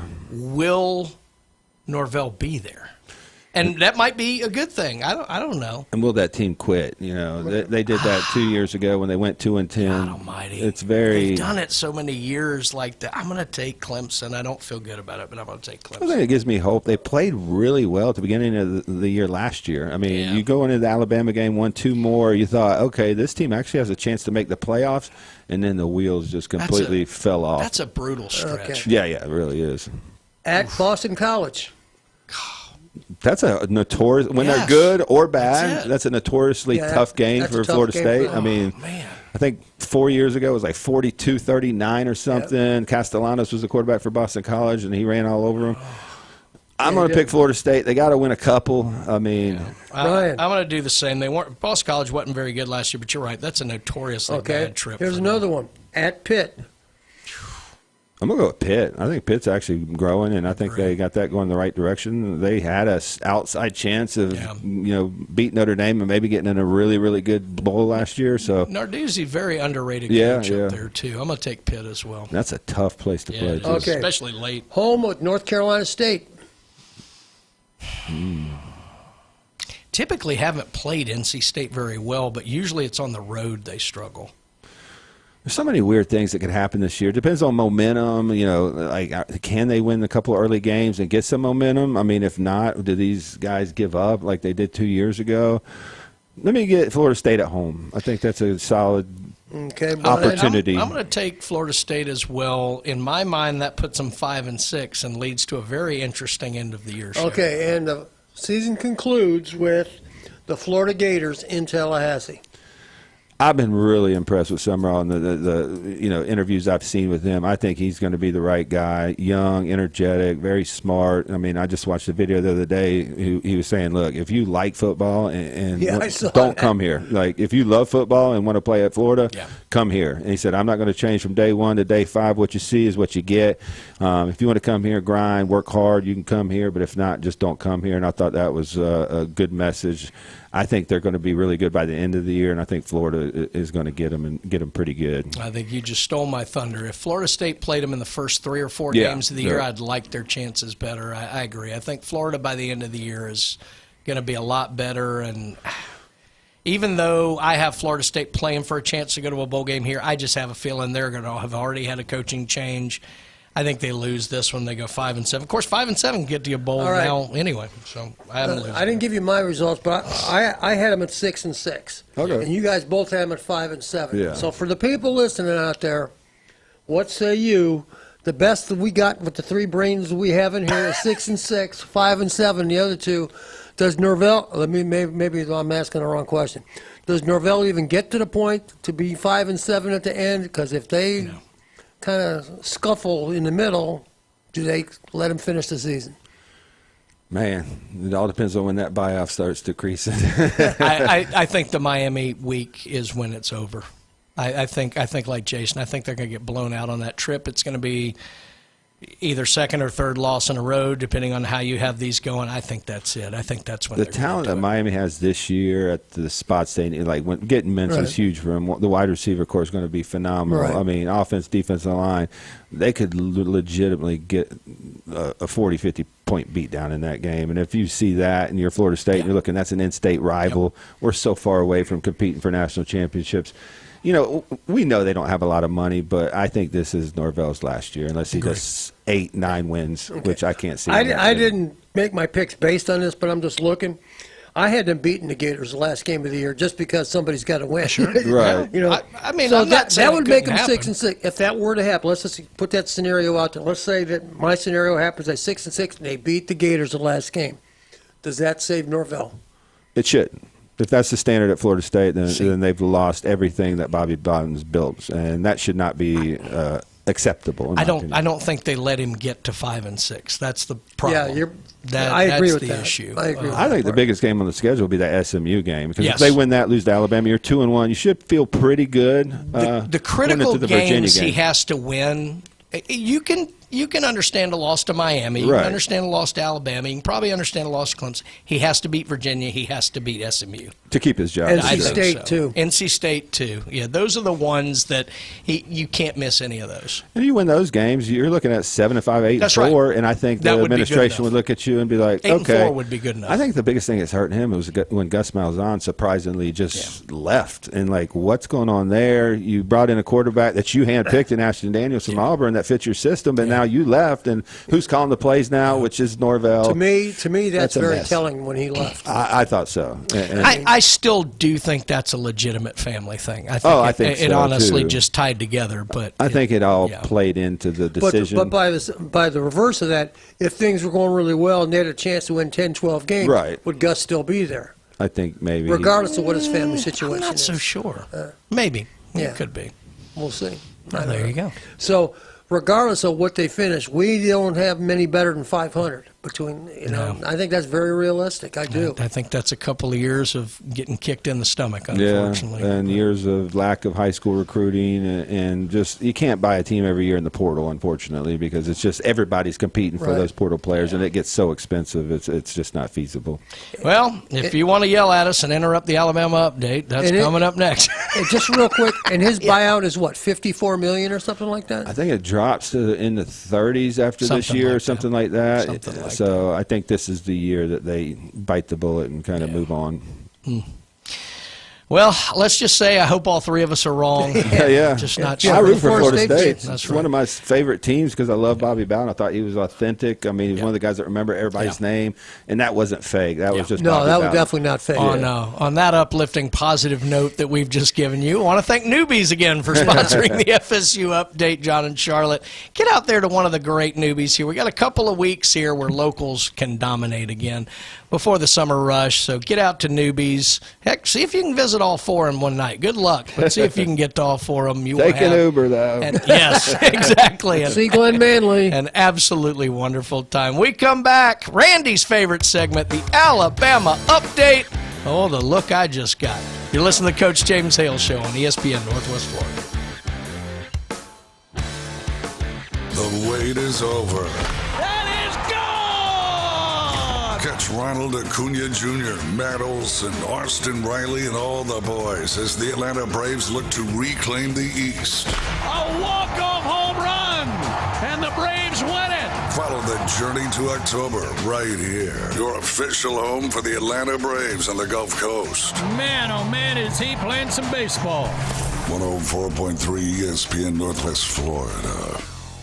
Good morning. This is Anna on ESPN Northwest Florida with your weather forecast on this Tuesday. Sunny this afternoon, an evening with a gentle breeze around 10 miles per hour out of the south-southwest, and temps near 77. Tonight we will have mostly clear skies and a wind speed of 1 mile per hour, and be quite warm at 63. Sunny tomorrow and a high 78 with a light breeze. Mostly sunshine Thursday with a temp of 78. This forecast is brought to you by Earthworks of Northwest Florida. Thank you for keeping that dial at ESPN Northwest Florida. Rely on it. Your goals matter, and at Anytime Fitness Panama City, they're ready to help you crush them. With expert coaching, personal training, and virtual workouts through the Anytime Fitness app, you'll have all the support you need inside the club and beyond. Limited time only. Join today for just $1 down and start your fitness journey now. Don't wait. Visit 107 West 23rd Street, Suite W8, or call 850-818-8184. Anytime Fitness. Let's make healthy happen. WGSX Lynn Haven, WVLQ Port St. Joe, ESPN Northwest Florida. The locals love it. Looking for the most romantic night out in Panama City? Ferrucci Ristorante is your destination for authentic Italian cuisine and unforgettable moments. The candlelight, the wine, the homemade pasta. It's like a little slice of Italy. From handcrafted sauces to centuries-old recipes, Ferrucci brings true Italian flavor to every plate. It's where love stories begin and anniversaries are celebrated. To reserve your table, call 850-913-9131. Ferrucci Ristorante, Panama City's most romantic escape. From the Vortex Springs to the Bear Paw Canoe Trail. From Shell Island to 30A. We're your home for live sports. Now back to the Coach James Hale Show inside the J. Michaels Studio. ESPN Northwest Florida.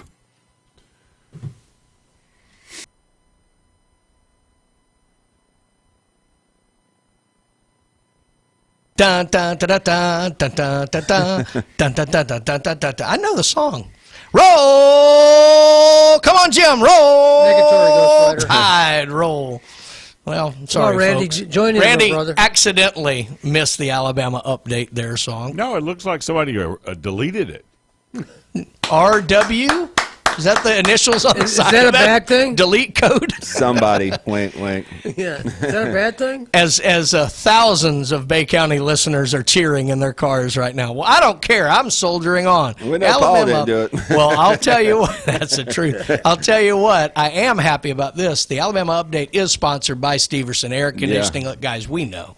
Down here, you have to make sure, for a little while you're heating, but certainly your AC. And Jason, you've done it personally. They do a wonderful job. They won't upsell you. They'll give you exactly what you need. And look, if you have to go on and get a new unit, it's one of those things where it can actually pay for itself over time. Yeah, if your air conditioner's running all day, if your bill's like $300-400, go talk to these guys because they could put in a brand new system. It's going to run less. It's going to cool your house better, and your bill's going to be cheaper. So over time, you're going to save money anyway. So I highly recommend it. They're honest people. They've came out when I've had issues with my old unit and fixed it for free. Yeah. I mean, it was a small issue, something I knew nothing about. They're like, don't worry about it. But they came out that day, so I didn't have to wait 2 weeks from a national company. So really, really good guys. He's grown up here. I known him from high school. So, you can get out there, and he's going to shoot you straight. Absolutely right. And this is the perfect time of year to get them to come out and look at it before we get into the dog days of summer. And that coming.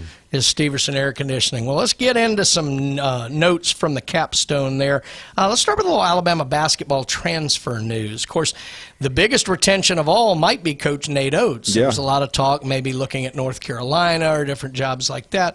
Nate Oates is staying put in Tuscaloosa. That is good news for Alabama, who made it to the Sweet 16 this year. Just ran into that Michigan juggernaut, as a lot of people did. They played them as good as anybody did. So, they absolutely they should be proud of what and they without their accomplished. number 2 guy, right. Who had, decided to try and earn a little extra income. I guess his NIL deal wasn't good enough. Yeah. Right? But anyway, a couple of ins and outs here in the transfer portal. They do have Jaleel Bethea, guard, is leaving to transfer to Pitt in the ACC. Didn't really see a whole lot of playing time. Coach kind of benched him early in the season and really didn't see a lot of playing time. So, you never like to lose a player that you recruited, but it wasn't a guy who was giving him significant minutes. That being said, they have brought in a transfer from Kentucky, of all places. Brandon Garrison is coming in. He started only 5 games, but he played in 36. Right. And he averaged about 4.7 points a game, 4 rebounds a game. So give Alabama maybe a little extra help there in the front court. So Brandon Garrison transferring in from Kentucky. Interconference transfers still just give me the heebie-jeebies, but, it's the new world that we live in. So Alabama losing 1, gaining 1. Net 0 is always a positive, right. So we'll take that. Some notes from Alabama's spring football game before I get into a couple of questions for you guys. NC State transfer receiver Noah Rogers suffered an injury, a lower leg injury, trying to come down with a catch in the end zone. He had to be carted to the locker room. He will miss the start of Alabama's season, according to Coach Kalen DeBoer. However, DeBoer expects that Rogers will not miss the entirety of the season. He said it's going to take him a little while to recover, and it will bleed into the season a little bit. But I'm not going to give a timeline exactly, but he won't be ready to go right away. But we do expect it to be a situation where he will be able to get back during the season, so that'll be good. It's a big blow. I mean, he's the guy that was really coming along a lot. Heard a lot about him in spring practice.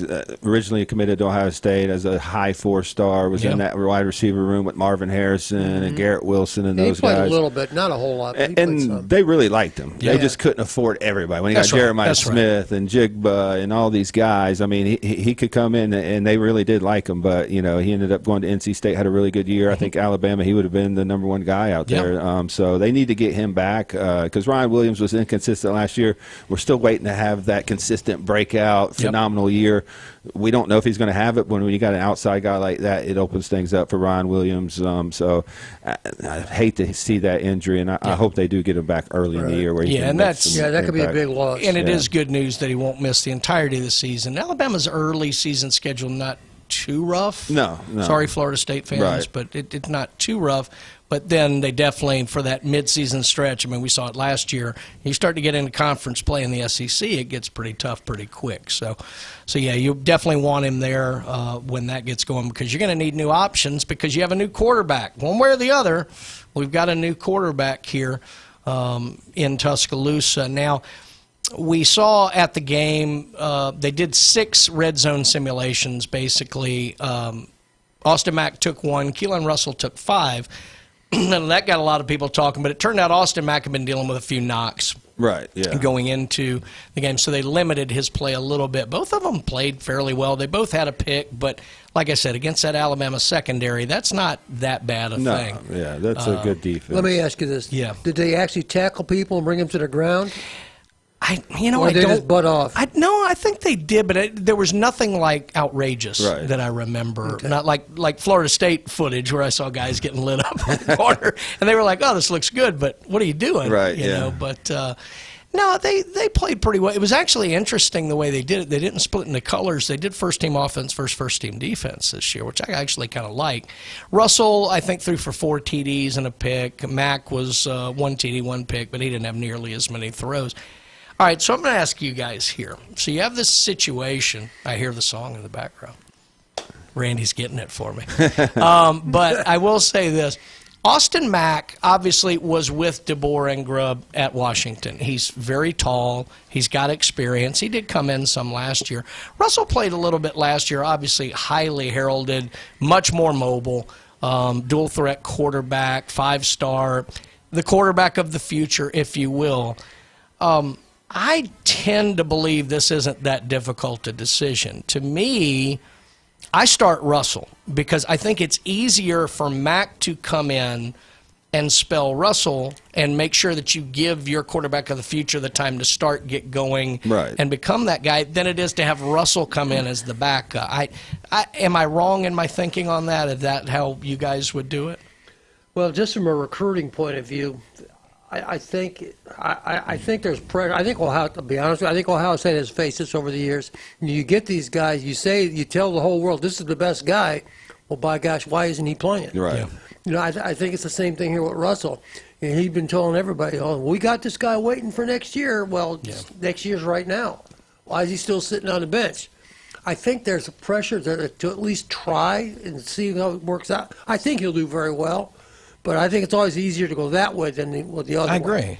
And I think most people are like, just play the best player, blah, blah, blah, blah, blah. But there's a lot of politics that go into it. When you're no question. 5-star guy and you're paying him big-time money, you expect him to come in and start by year 2. And Mack's not a scrub. No. He played really well in that game when he came in for Tyson. I was super impressed with his athleticism, his arm, his ability to move. So, but who would transfer out if they don't start? Yeah. And that's where you kind of get into the politics of it. Well, and Keelan Russell's been anointed the next guy. If he gets sit on that bench that first week, does he enter the portal? And you got to be very careful on how you utilize those situations because that's a real threat right now. In this day and age. Yeah, and I'm building a team, and to me, my ceiling is higher with Russell. I think we all agree with that. And the fact, and this is unfortunate for Austin Mack, but he's shown himself to be an able backup. I feel pretty comfortable with him coming in as a backup. Again, it stinks for him. Yeah. You do what you're supposed to do, but you've shown you can be a great backup. I would go that way. But if I was an Alabama fan, I'd be very comfortable with either one. Yeah. I've seen enough from Mac, especially in that playoff atmosphere when he came in against Indiana. His back is against the wall. He led a couple a touchdown drive, led another scoring drive, and I was like, wow, where's this kid been all year? Yeah. I actually thought he looked better than Ty Simpson. Ty Simpson looked better in the beginning of the year. I don't want to, discount the fact he was injured, but that version of Mack was better than Simpson at the end of the year, and I thought he played really well against a really good Indiana defense. So I was like, man, where's this guy been all year? He's big, strong, got a big arm, mobile. There's a lot of people kind of likening it to the Mac Jones, Bryce Young thing. It is a little different in little that different respect, athletes, but different types of quarterback, but probably similar, battle that's going to go on. But I don't think they can go wrong. The main thing Alabama's got to do is address the offensive line. If they don't do that, it's not really going to matter. If they can't get a run game and get their running backs going, you have to. That's why they may need Russell, because he's got to run for his life. Yeah. Real quickly, I did want to go into this because the NFL draft's coming up at the end of the month. We always talk about Alabama and Nick Saban, all the first rounders and everything they've had, and that's impressive and all like that. But I wanted to go over something, the 5 best Alabama second-round draft picks. And a lot of people might be surprised some of these guys actually went in the second round, but I'm going to go through these real quick here. I can't remember who had the list, so I apologize for not. Oh, AL.com had this. Yeah. 1977, with the 40th selection, the Miami Dolphins select Bob Baumhauer. He was a real player. Great player and makes great wings, if you've been to his restaurant. He was a very good player. Bob is great. 2016, with the 45th pick in the draft, the Tennessee Titans select Derrick Henry. This might be one of the best second-round picks of all time. Yeah, that was a good one. How about this? Because they got a coach out of it as well. In 2006, with the 33rd selection, the Houston Texans select DeMeco Ryans, who was a very underrated defensive player for that, and then now, of course, as their head coach. And been a really good one. Led them to the playoffs 2 years in a row, one playoff game. Need to get C.J. Stroud going in the right directions, but I think the future's bright at Houston. They just got to get a couple more pieces. They're so close. Yeah. And they're young, and they're physical, and I really like what they're doing over there. 1980, one of my favorite Alabama players of all time, and probably the most underrated Hall of Famer there's ever existed.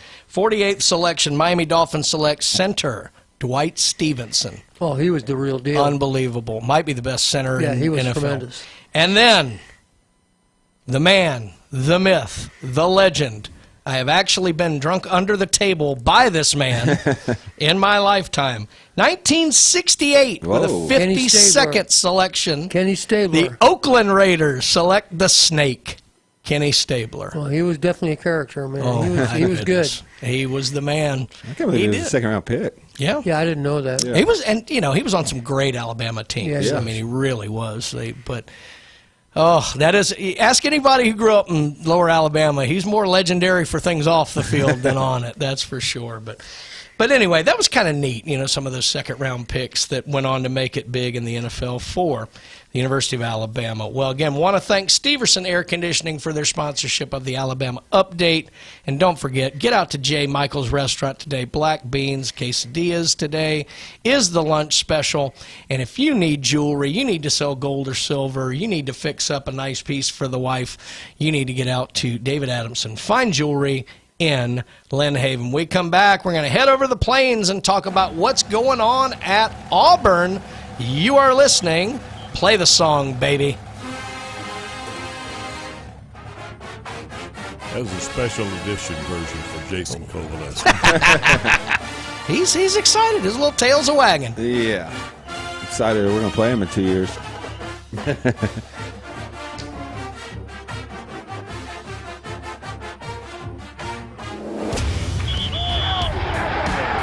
Keep the game going with ESPN Northwest Florida. Just because you get out of the car doesn't mean the Sports Talk and Live play-by-play have to end. Just say, hey Alexa, open ESPN Northwest Florida. From Michigan Avenue to the man cave, from the car to the kitchen, we've got you covered. Keep the game going. Hey Alexa, open ESPN Northwest Florida. Good morning. This is Anna on ESPN Northwest Florida with your weather forecast on this Tuesday.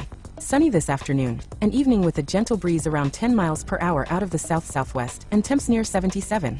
Tonight we will have mostly clear skies and a wind speed of 1 mile per hour, and be quite warm at 63.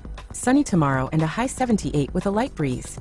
Mostly sunshine Thursday with a temp of 78. This forecast is brought to you by Earthworks of Northwest Florida. Thank you for keeping that dial at ESPN Northwest Florida. Rely on it. Hewitt Tire and Auto has been in business in Panama City forever. Locals taking care of locals. From the smallest to the largest vehicles, they do it all. But don't take my word for it. Listen to the experts. Hewitt Tire and Auto, your certified AAA service center and hometown towing. Visit them online at HewittTire.com. On Airport Road in Panama City. 850-769-7323. Hewitt Tire and Auto Center and hometown towing. No one wants to deal with a plumbing, electrical, or HVAC emergency. It's even worse when you're not sure what it'll cost, when it'll get fixed, or if someone's just selling you something. When you call Hiller, you can trust our experts to actually solve your home's problems quickly. And with true transparency pricing, you know the price you're told is the price you'll actually pay. Book online now at happyhiller.com. Happy you'll be, or the service is free. Call the Happy Face truck today. Better buckle up, Buttercup. There are no participation trophies here, just pure sports. The Coach James Hale Show live from the Jane Michaels Studios. Gen Z snowflakes. 104.3 ESPN Northwest Florida. 10 years. Whoa, Eagle! Hey! Auburn update brought to you here on the Coach James Hale Show, as always, by Pat Perno and the crew at Beef O'Brady's in Lynn Haven. We just talked about going up to Adamson to get you some jewelry. Afterwards, the real rings are the onion rings at Beef O'Brady's. Look, I talk about their food all the time. We know how good that is. We know they got TVs everywhere. We know Pat is city commissioner up there. We know all of that. The thing that makes them stand out, and I've been there several times, their staff is the best in the area. They are so friendly, so helpful, and you will absolutely have a wonderful time. Beef O'Brady's in Lynn Haven, and thank them for sponsoring the Auburn update here. Saw him yesterday. He wanted to tell everybody hello. Yeah, we've got to get him back in here. Yeah, I told him that. He's been busy, so they've this time of year they make a lot of money and they have a lot of events, but I've been working on him. We're going to bring him in soon. There we go. I love old Pat and love Beef O'Brady's. Good guy. Let's start kind of with the same thing I did with Alabama because I thought this one was neat too. Obviously, Auburn's had a lot of great draft picks as well. Probably not going to go quite as deep with talent in the second round as maybe Alabama did, but some of Auburn's first-round draft picks, good gracious, have changed franchise histories. But let's go through a few second-round picks that were kind of interesting with Auburn, and then I want to go through their schedule with you guys. But a couple of them to remember, 1980 with the 29th pick. Of course, back then we didn't have as many teams. The Buffalo Bills select Joe Cribbs, one of the most underrated running backs in NFL history. He was really good for a long time. Same draft that saw Dwight. He went ahead of Dwight Stevenson in that draft. This was, what a great linebacker here. The 33rd pick in 2004 to the, I guess, then Arizona Cardinals or Phoenix Cardinals or St. Louis Cardinals or whatever they were at the time. Cardinals. Chicago Cardinals. Carlos Dansby, one of those great players for that undefeated team in, 2004 that got robbed of a chance to play for a national championship and sent Tommy Tuberville to the Senate. Yep. There you go. Little less heralded player, but a good one nonetheless. In 2006, with the 50th pick to the Chargers, who at that time were in San Diego, Marcus McNeil, another great player for Auburn as well. In 1995, the Cardinals once again select the guy who broke Florida hearts in 1994, wide receiver Frank Sanders. He made the big catch in the swamp. The thing I remember most about that game, it was a phenomenal football game. But Terry Dean, for those of you Florida fans remember, entered that game as the Heisman favorite and left that game as the third-string quarterback in Florida. That was when Danny Werfel. Terry Dean, Naples, Florida. Yep. He was a good player, but Spurrier had moved on after that one. He didn't like that loss. And what a great year, because Alabama and Auburn would end up playing each other that year. Alabama was undefeated, untied. Auburn was undefeated, had tied Georgia the week before. Yeah. So it was an undefeated matchup. It actually, I think, was the last year you could have ties because I think the overtime rules started the next year. And it was one of the best Iron Bowls I've ever seen, 21-14, because Alabama won it, of course. But no, it was fantastic. Alabama jumped out to a big 21-0 lead. Auburn was clawing back, and kind of like this year where they were driving late, and it might have been Frank Sanders. I don't remember who the receiver was, but he caught a ball over the slant, a little slant on 4th down, and Sam Shade, Alabama's safety, hit him, and they never moved an inch. They both went to the ground, and when I say they did the measurement, you know how when you see the measurement, of course there's players all around. You don't have all the drone cams you have now, so you can't really see. It was one of those where all the players, are standing around, and then you see them lean down. Yeah. That's how you know how close it was. Right. When I say it was an inch, I'm not sure it was that far. Alabama stopped them and went on to hold on to win the game, and then blew it against Florida the next week in the SEC Championship. Daniel Wolford was the best high school quarterback I've ever seen in person. He was played great. him my sophomore year. That Fort Walton Beach team was the best high school football team I've ever seen. I think they throwing an E.G. Green helped. E.G. Green. They had 3 linebackers and defensive linemen that went to Clemson that year that they weren't as heralded, but they had like D2 guys on every level of their defense. I mean, I think we played them my sophomore year. I think it was 42-0 at halftime. They pulled Daniel Wolford. He was like 13 for 13, 6 touchdowns. I mean, didn't put a hand on them. I mean, they ran a spread, air raid offense back then. He was so good at timing. I think they beat St. Thomas Aquinas, which everybody knows is a superpower in Florida, like 62-17 in the state championship game that year. I don't think they played a close game all year, but that team was something to watch. And they were good. Watching from the other sidelines was like, oh, we got to play those guys. I love going down memory lane with that stuff. I guess, I mean, for some reason, you just think, you don't think Danny Werfel's our age, but I mean, what was he, maybe a year? Was he a year behind us? He was 3 years ahead of me, or 2 years, because he was a senior when I was a sophomore. That's because I'm your age. So I was thinking it, I don't know. Where'd the years go, He didn't have the big arm that maybe succeeded in the NFL, but his timing and accuracy, it was like throwing at a dartboard. It was just dink, dink, dink, dink, and it was amazing to watch in person. We're going to have to go a little bit quicker through these, but let's go through Auburn's schedule the way we did FSU, and let's see where we go here. So Auburn starts the season. Well, by the way, Auburn's A-Day game is this Saturday, so we'll have a little more to talk about next week with that. But it might be the biggest game of the year is the kickoff game. Baylor in Mercedes-Benz in Atlanta. It's still a little controversial. They moved that game out of Auburn, but they did. That makes no sense. So they're playing Baylor. What do we think here, Jim? I think they win that one. Jason? I think they get a win. I like their quarterback. I think defense is going to be good. Getting Durkin back was a big deal for them. So I think they're going to be pretty decent this year. This might be the most impressive game Auburn's ever had on their schedule. The Harvard of the South comes to the Plains, the Southern Mississippi Golden Eagles. Can Auburn get it done? Does Southern have a new coach for the 15th year in a row? They do. They might. They do. But Southern Miss comes to Auburn. What do we say here, guys? I think NIL's been sunk into baseball, not football. So Auburn, probably big. Yeah, big, real big. Auburn. Sorry, Coach. All right, this is a big one. Also at Auburn, the Florida Gators come to town. Now, we just talked about Summerall. By the end of the year, we feel pretty good about things, but this is going to be early. First road test for the Gators. Auburn, a big game at home. Jim? I'm going to say the Gators get that one. Okay. Jason? I agree. I like the Gator team this year, and I actually like both coaches, but I think Florida's got a little bit more talent. But we'll see. That's a really, really good game early in the year for 2 new coaches, and see what direction those programs are going to go. I think Auburn gets that one done. I'm going to take them there. First row, actually, they're still at home. 3 home games in a row. Vandy coming in for an early homecoming. No Diego Pavia this time. I think Auburn's going to get them. I think the Diego Pavia thing is kind of run its course.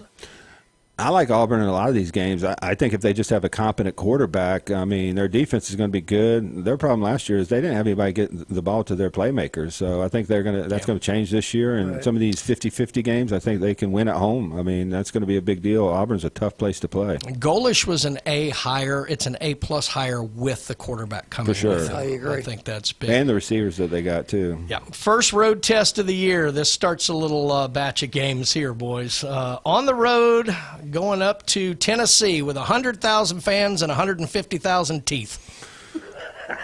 Sorry, I had to. Another tough place to play. Tennessee's actually recruited really well. The quarterback spot's going to really tell the tale there. Right. I'm going to take Tennessee at home, but, anything can happen, and the quarterback spot's really going to be important in that game. Was Tennessee's quarterback given that 60 year? No, they got denied. No, it's going to be probably the McIntyre kid, if I had to guess. I'm like Jason. I'm going to go with Auburn losing that one to Tennessee. I am as well, which pains me to do. They do get a week off, and then here's your reward for a week off. We're going between the hedges over to Sanford Stadium in Athens, Georgia, and playing the Bulldogs. Any chance here? They always play Georgia tough. They play them tough, but at Georgia, experienced quarterback coming back. One thing I do worry about Georgia, what's the playmakers going to look like? What's the wide receiver group going to look like? But I think they're going to have too much on the ground, too much defense. I like Georgia. Yeah. Yeah. All right. If it was in Auburn, maybe. Yeah. I'm with you guys. I think they lose that one. Now, the next week, you get to come home, but the Fighting Lane Kiffins and their seemingly endless budget in the state of Louisiana after the governor preached all of the financial responsibility. Yeah, how'd that LSU's coming to town here. What do we think, guys? This one's a hard one for me because I know LSU has a lot of collective talent, but how does that come together in year one? I mean, it's hard for chemistry to be developed when you got all these transfer portal guys. I'm going to pick LSU just because the talent level there is as good as anybody in the SEC or right there with them. So give me LSU, but this one's going to be a hard one because you just don't know how those guys are going to gel in year one. I'm going to go with Auburn on that one. Oh. Only because it's at home. We had our first break, other than I had them beating Florida, so we got that.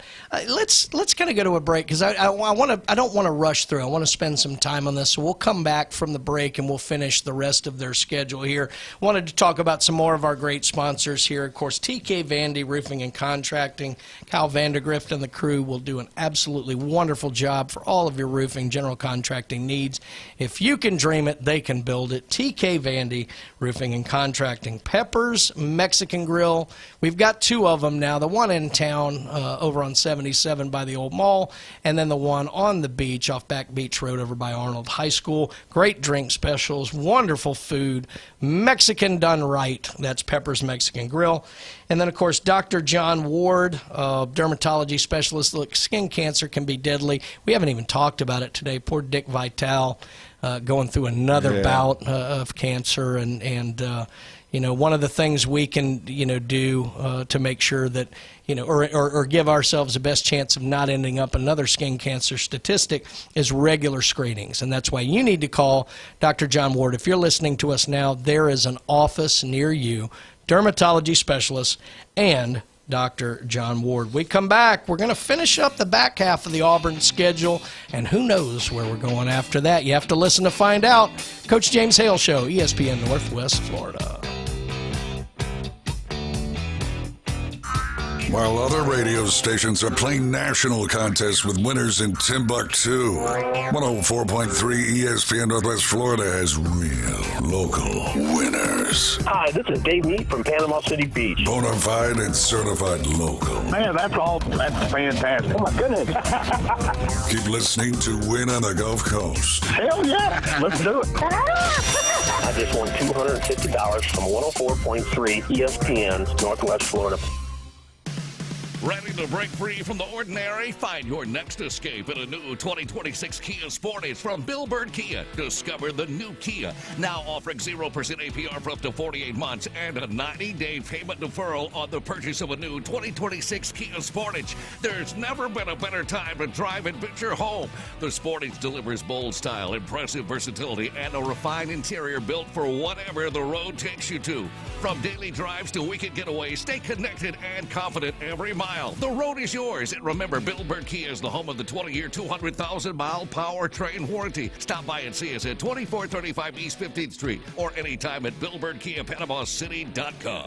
Offer from Kia Finance America on the purchase of a new 2026 Kia Sportage with $20.83 per month per $1,000 financed in 48 months. The 20-year, 200,000-mile warranty is a Bill Bird Kia warranty. See dealer for complete details. Offer for well-qualified buyers valid through 5/4/26. The legendary Pepper's Mexican Grill and Cantina, home for the most popular drink specials in town and now on the beach. Enjoy 2-for-1 house margaritas and draft beer all day, every day. 10% off on Military Mondays, and Tuesdays kids eat free with an adult. Pepper's Mexican Grill and Cantina, now with 2 locations. Back Beach next to Home Depot and Highway 77. Stay out of his lane and stay off his yard. Believe me, this man is a menace. He's always drinking, starting fights.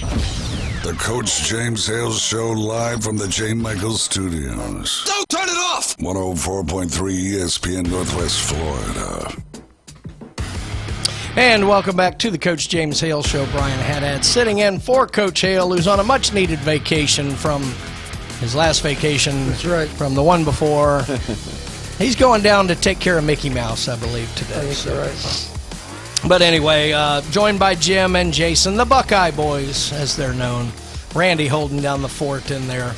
And let's get back into the Auburn football schedule. So we've been pretty much dead on here. We've had a few deviations. Jim had them with a victory over the Fighting Lane Kiffins. I had them with a victory over Florida. Outside of that, we've been pretty much dead on. All right, guys, so they've been at Tennessee. They had a week off. They're at Georgia. They get LSU at home. Surely it gets easier, right? Nope. We're going to Vaught-Hemingway to play Ole Miss. Now, isn't necessarily the Ole Miss of old, but Trinidad Chambliss is back. Lacey is back. Pete Golding probably is back if he doesn't try and recruit more players out of Clemson classrooms. Yeah, look, Ole Miss is a different team than it was, but there was something magical about last year that may be hard to replicate. So what do we think Ole Miss looks like here in a home game against Auburn? I think, talking about Ole Miss first, I think a lot of their success at the end was due to they wanted to show up. They wanted to show Kiffin. Sure. We'll show you, by gosh. Right. You bailed on us, and we're still going to be good even without you. Definitely can rally a team together. Yeah. I think that's kind of run its course. I think it's going to be a close game, but I'm going to go with Auburn winning that one. Okay. Beating Ole Miss at Ole Miss. It'll be a close game, though. I do think Ole Miss comes more down to earth this year. That doesn't mean they're going to be terrible, but 8-4 is where I kind of circled looking at the games, and I think they maybe get upset in this one. I think Auburn, the later you play them in the year, the tougher they're going to be, the more they're going to get acclimated with the guys on the roster. I think they got a really good quarterback. They always play good defense. And I think Ole Miss kind of ran on emotion, they were galvanized by the Lane Kiffin situation, and they played their hearts out, and they deserve a lot of credit. They were one play away from playing for a national championship. So Chambliss can only do so much. They lost some key defensive players, the defensive end that transferred to LSU. I mean, that was a big loss for them. They do have Lacey, so they have some top-end talent with Chambliss if he can replicate what he did last year. But I'm going to pick Auburn in this game. I think Auburn's going to get better as the year goes on. So it's so hard to catch lightning in a bottle. Yeah. To replicate it is difficult. Now, that being said, and this is another game. It's like Auburn-Tennessee. I can't win. Right. But Ole Miss, oh, my gosh, I really hate picking them. But I will say this. The difference to me and why I'm going to take Ole Miss here, the fact that they're at home, but more importantly, look at who Auburn has just played. Right. Tennessee, big, physical. Georgia, bigger, more physical. LSU, big, physical. I think Auburn's going to be beat up, and now you got to go on the road again. I think this stretch physically is going to be really tough. I think it would behoove Auburn to have had a Arkansas in there or something before this. I just think Ole Miss finds a way here. I think they have enough weapons. I agree. I don't think they're going to be the same team as last year, but Auburn's going to be physically beaten, up here coming out of Where I need to see Georgia LSU is tough. Yeah, where I need to see a little bit of improvement from Ole Miss is the defense, because they just, in important times, could not get off the field on third downs. And that's where they really need to improve if they're going to get back to the college football playoffs and where they want to be. They're going to be good on offense. There's no doubt. And Lacey's one of the top players overall in the country. I mean, that dude's a stud. I mean, he reminds me a little bit of Jeremiah Love when he put on the film. I mean, the athleticism, speed, power. I mean, he's got everything. But when I see that defense and some of how easy it was for Miami to drive the field on them in important situations, that's where I need to see an improvement. Pete Gold is the defensive coordinator, so they may improve over there, but they did lose some key players, so that gives me some pause. Yeah. All right, so you guys have them winning that one. I have them losing. That'd be 4 in a row for me. After winning 4 in a row. So it's interesting. See, I kind of view the other way. After playing those 3 juggernauts, I feel like they see a team that they can match up with physically, because obviously those 3 rosters that they played before that, they're not right there yet. I don't disagree, but I also understand. I see a team I match up with, and then I see my broken arm. That's for sure. All right, so finally, and good gracious. Wow. Hello. We got ghosts in here. No disrespect. That's what I get for picking Ole Miss. Yeah. Things start falling down. Ole Miss fans are throwing stuff at us in here. Look, no disrespect here, but it's going to be welcome to see not only we come home to Jordan-Hare, but Arkansas coming to town. Yeah. It's a team that struggled the last couple of years. That being said, it's also a team that really wasn't all that thrilled with their hire. Right. Now, I think he's probably going to be better than, he has to be better than the fans are thinking. But, this is a team that's still a long ways off in that. So I'm going to say Auburn bounces back nicely here, gets a nice victory on Military Appreciation Day against Arkansas at home. Yeah, I got him beating Arkansas for sure. I agree. This is a game where, after that stretch, you're like, whew, let's see what we can do. Let's implement some of our, get a lot of guys some playing time. I mean, Arkansas lost a lot of players, a new coaching staff. That's a total rebuild, so Auburn should win that game. Now, there's nothing easy about this trip, folks. Stark Vegas, baby. We're heading west to Vegas. Not all the way to Las Vegas. We're going to Stark Vegas. There you go. Where the 2 teams famously played probably the worst game in college football history, a 3-2 game. The baseball games, they played a 3-2 football game 10, 12 years ago. Oh, my God. It was awful. It was awful. You think? Goodness gracious. But it wasn't even an exciting 3-2 game. But, yeah, Mississippi State. Now, look, this is a team that vastly outkicked its coverage last year. I really thought, and look, it could have been better. Yeah. They had a few they let get away. I thought they were the best coached team in the conference last year for what they had. The problem is they have lost their quarterback. They've lost some key transfers. Jaden Rashada may be the quarterback there this year, good Lord, or A.J. Swan, who came in from App State. We'll have to see how that goes. But Jeff Lebby's done a pretty good job, and they've been pretty good at home. That being said, I just think it's another case of kind of like Summerall. I think by the end of the year, having gone through that rough stretch, you get right against Arkansas. I love my Bulldogs. I just think Auburn's probably got a little too much for them. Auburn I gets think the so win too. here. Yeah, I agree with that. I think Auburn's probably at the end of the year is going to be a team you don't want to face. Yeah. All right, next weekend, the Samford, not Stanford, which Stanford might be easier. Yeah. But Samford Bulldogs are coming to town over from Birmingham. Easy little trip to get a nice check and head back home. Auburn gets this one done pretty easily, Yeah, don't I would they, think guys? so. This is your typical cupcake before the Iron Bowl. Yep. These are the games you just can't lose, though, as a first-year coach. Oh, my gosh, yeah. When you get some momentum going, you got to put your foot down on the gas and make sure you're there every week and engaged. So, by the way, for those of you who always talked about Alabama, I'm looking right at you, Jim, always talked about Alabama playing Citadel and Mercer and Austin P and Kent State. Middle Tennessee State, Kennesaw the Gauntlet. State, Mercer. Wyoming School of Nuns and, whatever like that. Auburn's playing Samford and Southern Miss. Now, they do have Baylor, so I'll give them that. But anyway. But look, with a 9-game SEC schedule, I'm willing to forgive it a little bit more. All right, that being said, here we go. Iron Bowl. It's in Tuscaloosa this year, so those ghosts of Jordan Hare not going to be out there. Now, that being said, Auburn has certainly won in Tuscaloosa before. Against an Alabama team that we don't exactly know what to expect from, certainly by the end of the year. I mean, this Alabama team could go a couple of different ways, and Auburn should be better by the end of the year. But what do we think in this one? I'm going to invoke the James Hale rule. If Auburn's not ranked and you play them in Auburn, Alabama's going to lose. Well, I have them going into this Iron Bowl. They'll be 8-3. That's right, and they should They'll be ranked. At Tuscaloosa, so those two things don't figure in. Mm-hmm. They'll be ranked, and it's not in Auburn. Yeah. So Alabama's going to win. Okay. I got a close. You got one. them 8-4. I got them going 8-4. It's a good season. I mean, I'm going to pick today just because we're doing this for fun. But what I want to see, I have to see Alabama be able to run the football. Like, if they cannot run the football, Auburn is a bad matchup for them. They always have a phenomenal defensive line. I think their quarterback, being he can run, I mean, it's always given Alabama trouble in the past. That's true.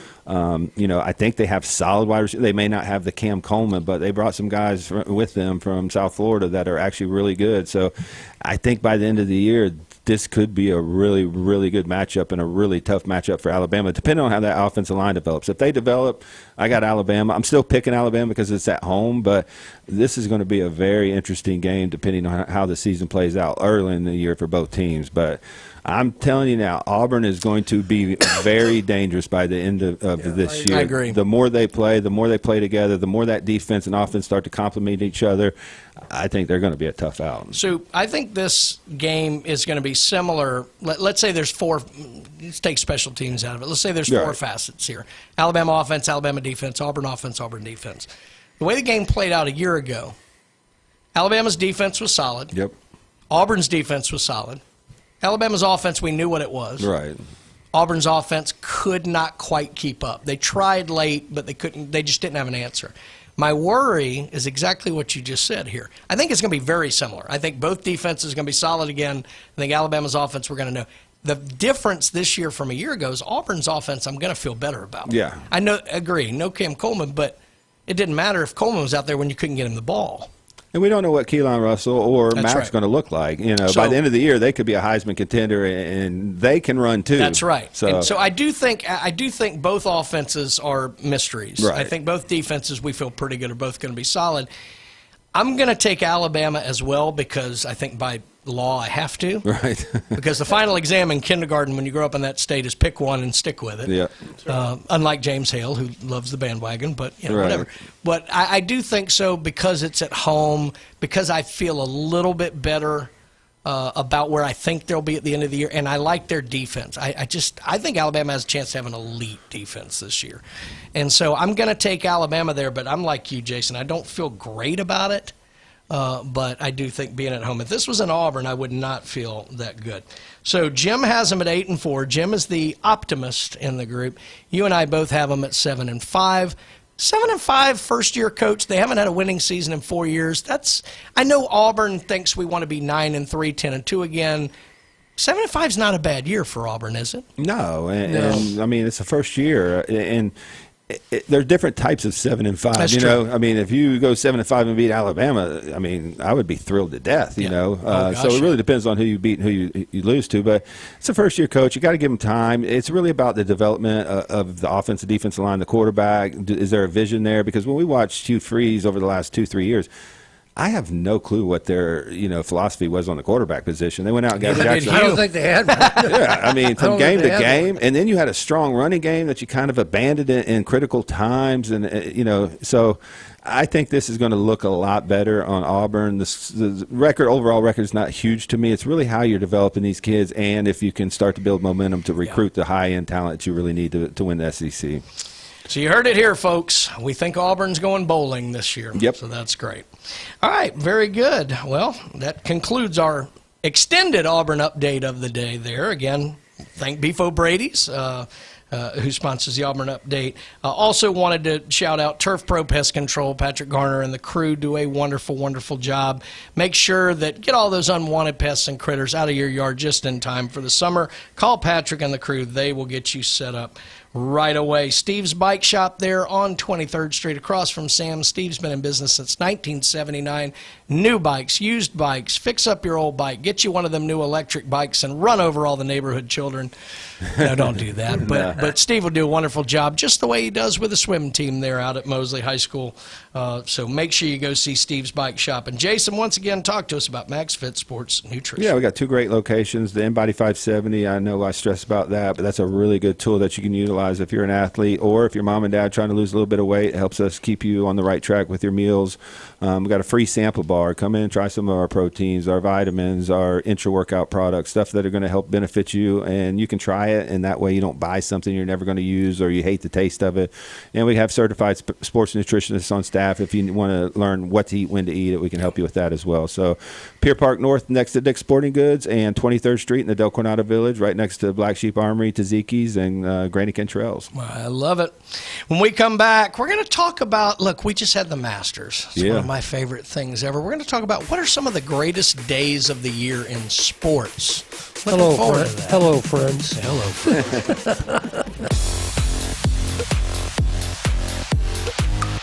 ESPN Northwest Florida presents Wrestling Against Cancer 11.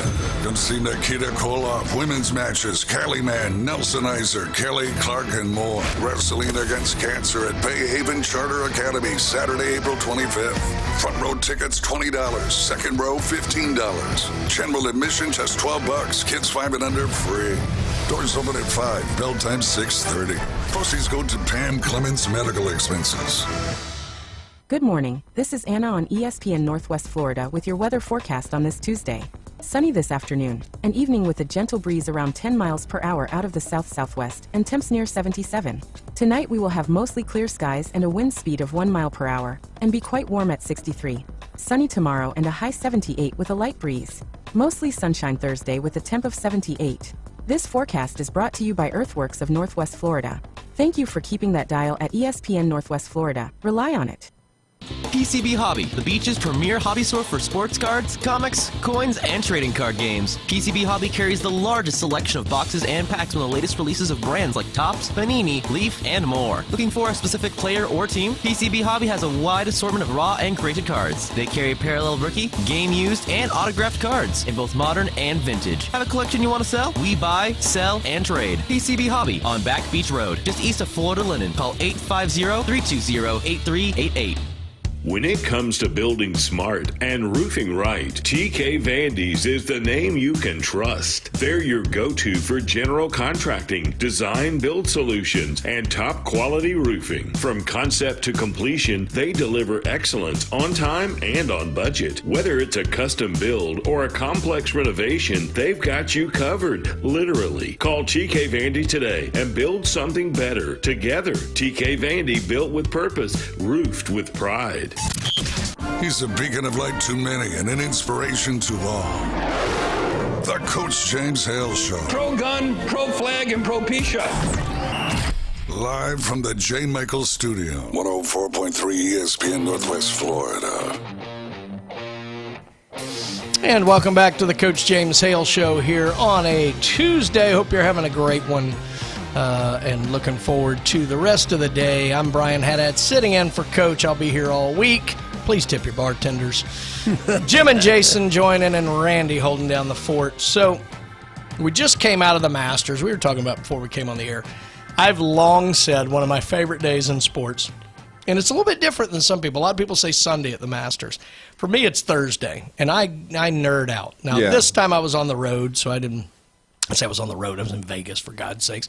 But what I used to love to do, I'd have the TV on one angle. I'd have the app on my laptop watching 15 and 16. I'd have my tablet watching Amen Corner. I'd have on my phone watching the practice range. I nerded out. I was going to say, that would qualify as nerding out. Oh, my God. And I absolutely loved it. The Masters, because they go to the same place every year, it's tradition. Tradition unlike any other, That's right. as they say.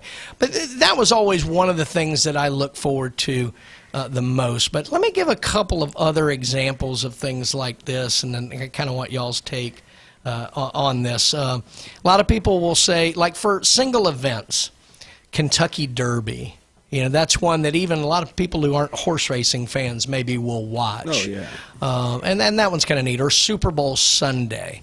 To me, those are fine, and all like that. But the other days that I want to bring up are a little bit more multi-event days. So, for example, a lot of people will say the first day of March Madness. I would have said that. The first weekend for me, the first 2 games, every game's on from 11 a.m. till 11 p.m. It's where everybody becomes a fan of Coppin State and Austin P and whoever, the Florida Gulf Coast University. Yep. And to me, I love watching basketball in those games, and to have a game on every single hour of the day, and the upsets and the excitement of the first 2 days of games is one of the best days for me, because I grew up playing basketball. My mom played at Ohio State, so we're a basketball kind of family. So that's one of the best days for me, because I love watching all the games in the first 2 days. And I think, Jim, it's another thing where, like, so many people get involved in bracket pools. Right. They won't have watched a single college basketball game all year, but so many people will watch. No question. Looking for the upsets. It's so funny because we fight constantly in here about we want the 12 best teams in football. Right. We don't like what people love in basketball are the Cinderellas. Yeah. Yep. And it's just it's an amazing thing. It's a total creation, really, that has taken on a life of its own. And it is. It's a huge day, weekend, whatever in sports. I'll say this about football. I think they missed the mark. January 1st used to be my favorite day of the year. That's where I was going. Now you got these playoffs that are New Year's Eve, New Year's Day, January 2nd. They're spread out. Then it takes 2 weeks to play the next thing. And I'm like, put it on January 1st. Make it historic. You're using the biggest bowl game sites anyway. I mean, you could replicate that and have all those games on that day. That's one day that used to be like Christmas to me. I would wake up excited, watch the Rose Bowl parade. Bingo. It was just like a part of our family. We cooked out. We watched all the games, and it was just a great day. And it's one of those things, Jason, I feel like, so we're 51, or am I aging you one? You're aging me one. I'm sorry. Well, I think we're same class. Yeah. But yeah, so anyway, apparently I got held back a little bit. My mom didn't tell me. But anyway, so the deal is, somebody at Vanderbilt doesn't like me. Uh-oh. Whatever. But anyway, so the deal is that we're probably the last or the youngest people who truly remember when everything was done on January 1st. Right. Or maybe 5 years younger than us, but that's it. Yeah. Jim, obviously, you lived with it even more. Oh, yeah. Because then we went to the BCS or the Coalition or the whatever the heck they've called it ever since. But January 1st, Jason said it, right? It's like Christmas morning. He almost stole word for word what I was going to say. January 1st for me, as a Big Ten person growing up in Ohio, that was as good as it gets. Oh, yeah. Just like you. Watch the Rose Bowl parade on CBS and NBC, float back and forth. That float was just my grandmother, Oh, that float's got chrysanthemums on it, know? Okay, I believe Sounds it. good. Yeah. And then many times Ohio State would be playing USC, not every year, of course, but Ohio State played in the Rose Bowl all the time. And then then it was the Orange Bowl after that. It's like, how could you it was a Cotton Bowl, Rose Bowl, Orange Bowl in the same day. How could you get better than that? Yeah. And that was awesome. That was the only thing I hated about January 1st was the decision at night, Sugar Bowl, Rose Bowl, or Sugar Bowl, Orange Bowl. Right. That was because it was Cotton Bowl in the morning. And the Sugar Bowl, yeah. And the Fiesta doesn't count. The Cotton Bowl in the morning, that was a given. The Rose Bowl in the afternoon was a given. And then it was, oh, my God, it depends. If Alabama was in the Sugar Bowl, okay, I was watching that. But a lot of times the Orange Bowl would be Oklahoma, Miami, Notre Dame, Colorado. Notre Dame, Colorado was such a great setup there. Nebraska versus Miami. Florida. I remember that one, back in '83 when Schnellenberger, beat them. God, January 1st. For those of you who did not live through that, it was awesome. It's so hard to explain. And you know what was great? January 2nd, everything was decided. Right, exactly. You knew. I mean, you still argue. Yeah, you could argue. Because you probably have one playing 9, but you could still. But God, it was done. And the thing that Kirk Herbstreit said a couple years ago, broadcasting on, I think it was the Rose Bowl, because he grew up in Ohio too, and he says, watching this game, you're in Ohio where it's snowing, and you don't have the kind of scenery that you have outside the Rose Bowl. And he goes, we used to watch that game, and we'd go like, where is this? Right. This is like some Shangri-La. What planet is that? This is like Shangri-La or something, because when that sun goes down behind the Rose Bowl, and you have the San Gabriel Mountains there, that's as good as it gets. Oh my gosh, it's awesome. I've been to a game there. The fact that you tailgate on a golf course is amazing. Yeah, I mean, you basically do. And I got to tell you all this story. I think I've told it before, but it's the honest to God truth. So I went out there in 2000 when Alabama, we thought we were going to win the national championship, and we laid an egg and lost to UCLA, and DuBose went 3-8, and we got fired. Awful. But anyway, I was out there for the game, and I'm sitting around, and there's at least 40,000 Alabama fans that made this trip. Yeah. I mean, this is the year after lost to Brady in the Orange Bowl, and there was so much hype. I think Alabama was ranked number 3.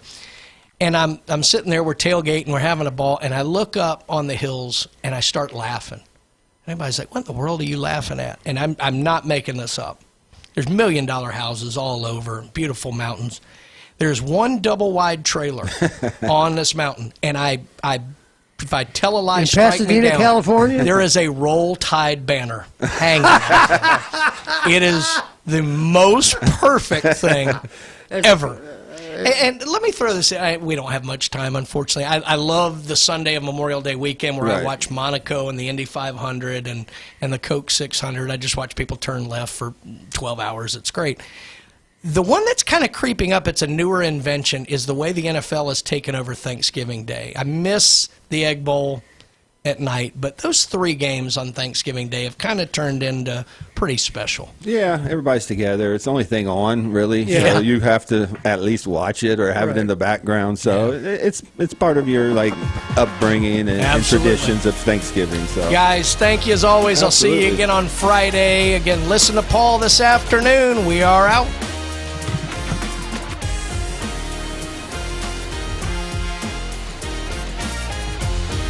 Atlanta Braves baseball is back. Swing and a drive. That's hammered deep right. He jumped on one and hits a homer. We're your exclusive radio home for the Atlanta Braves.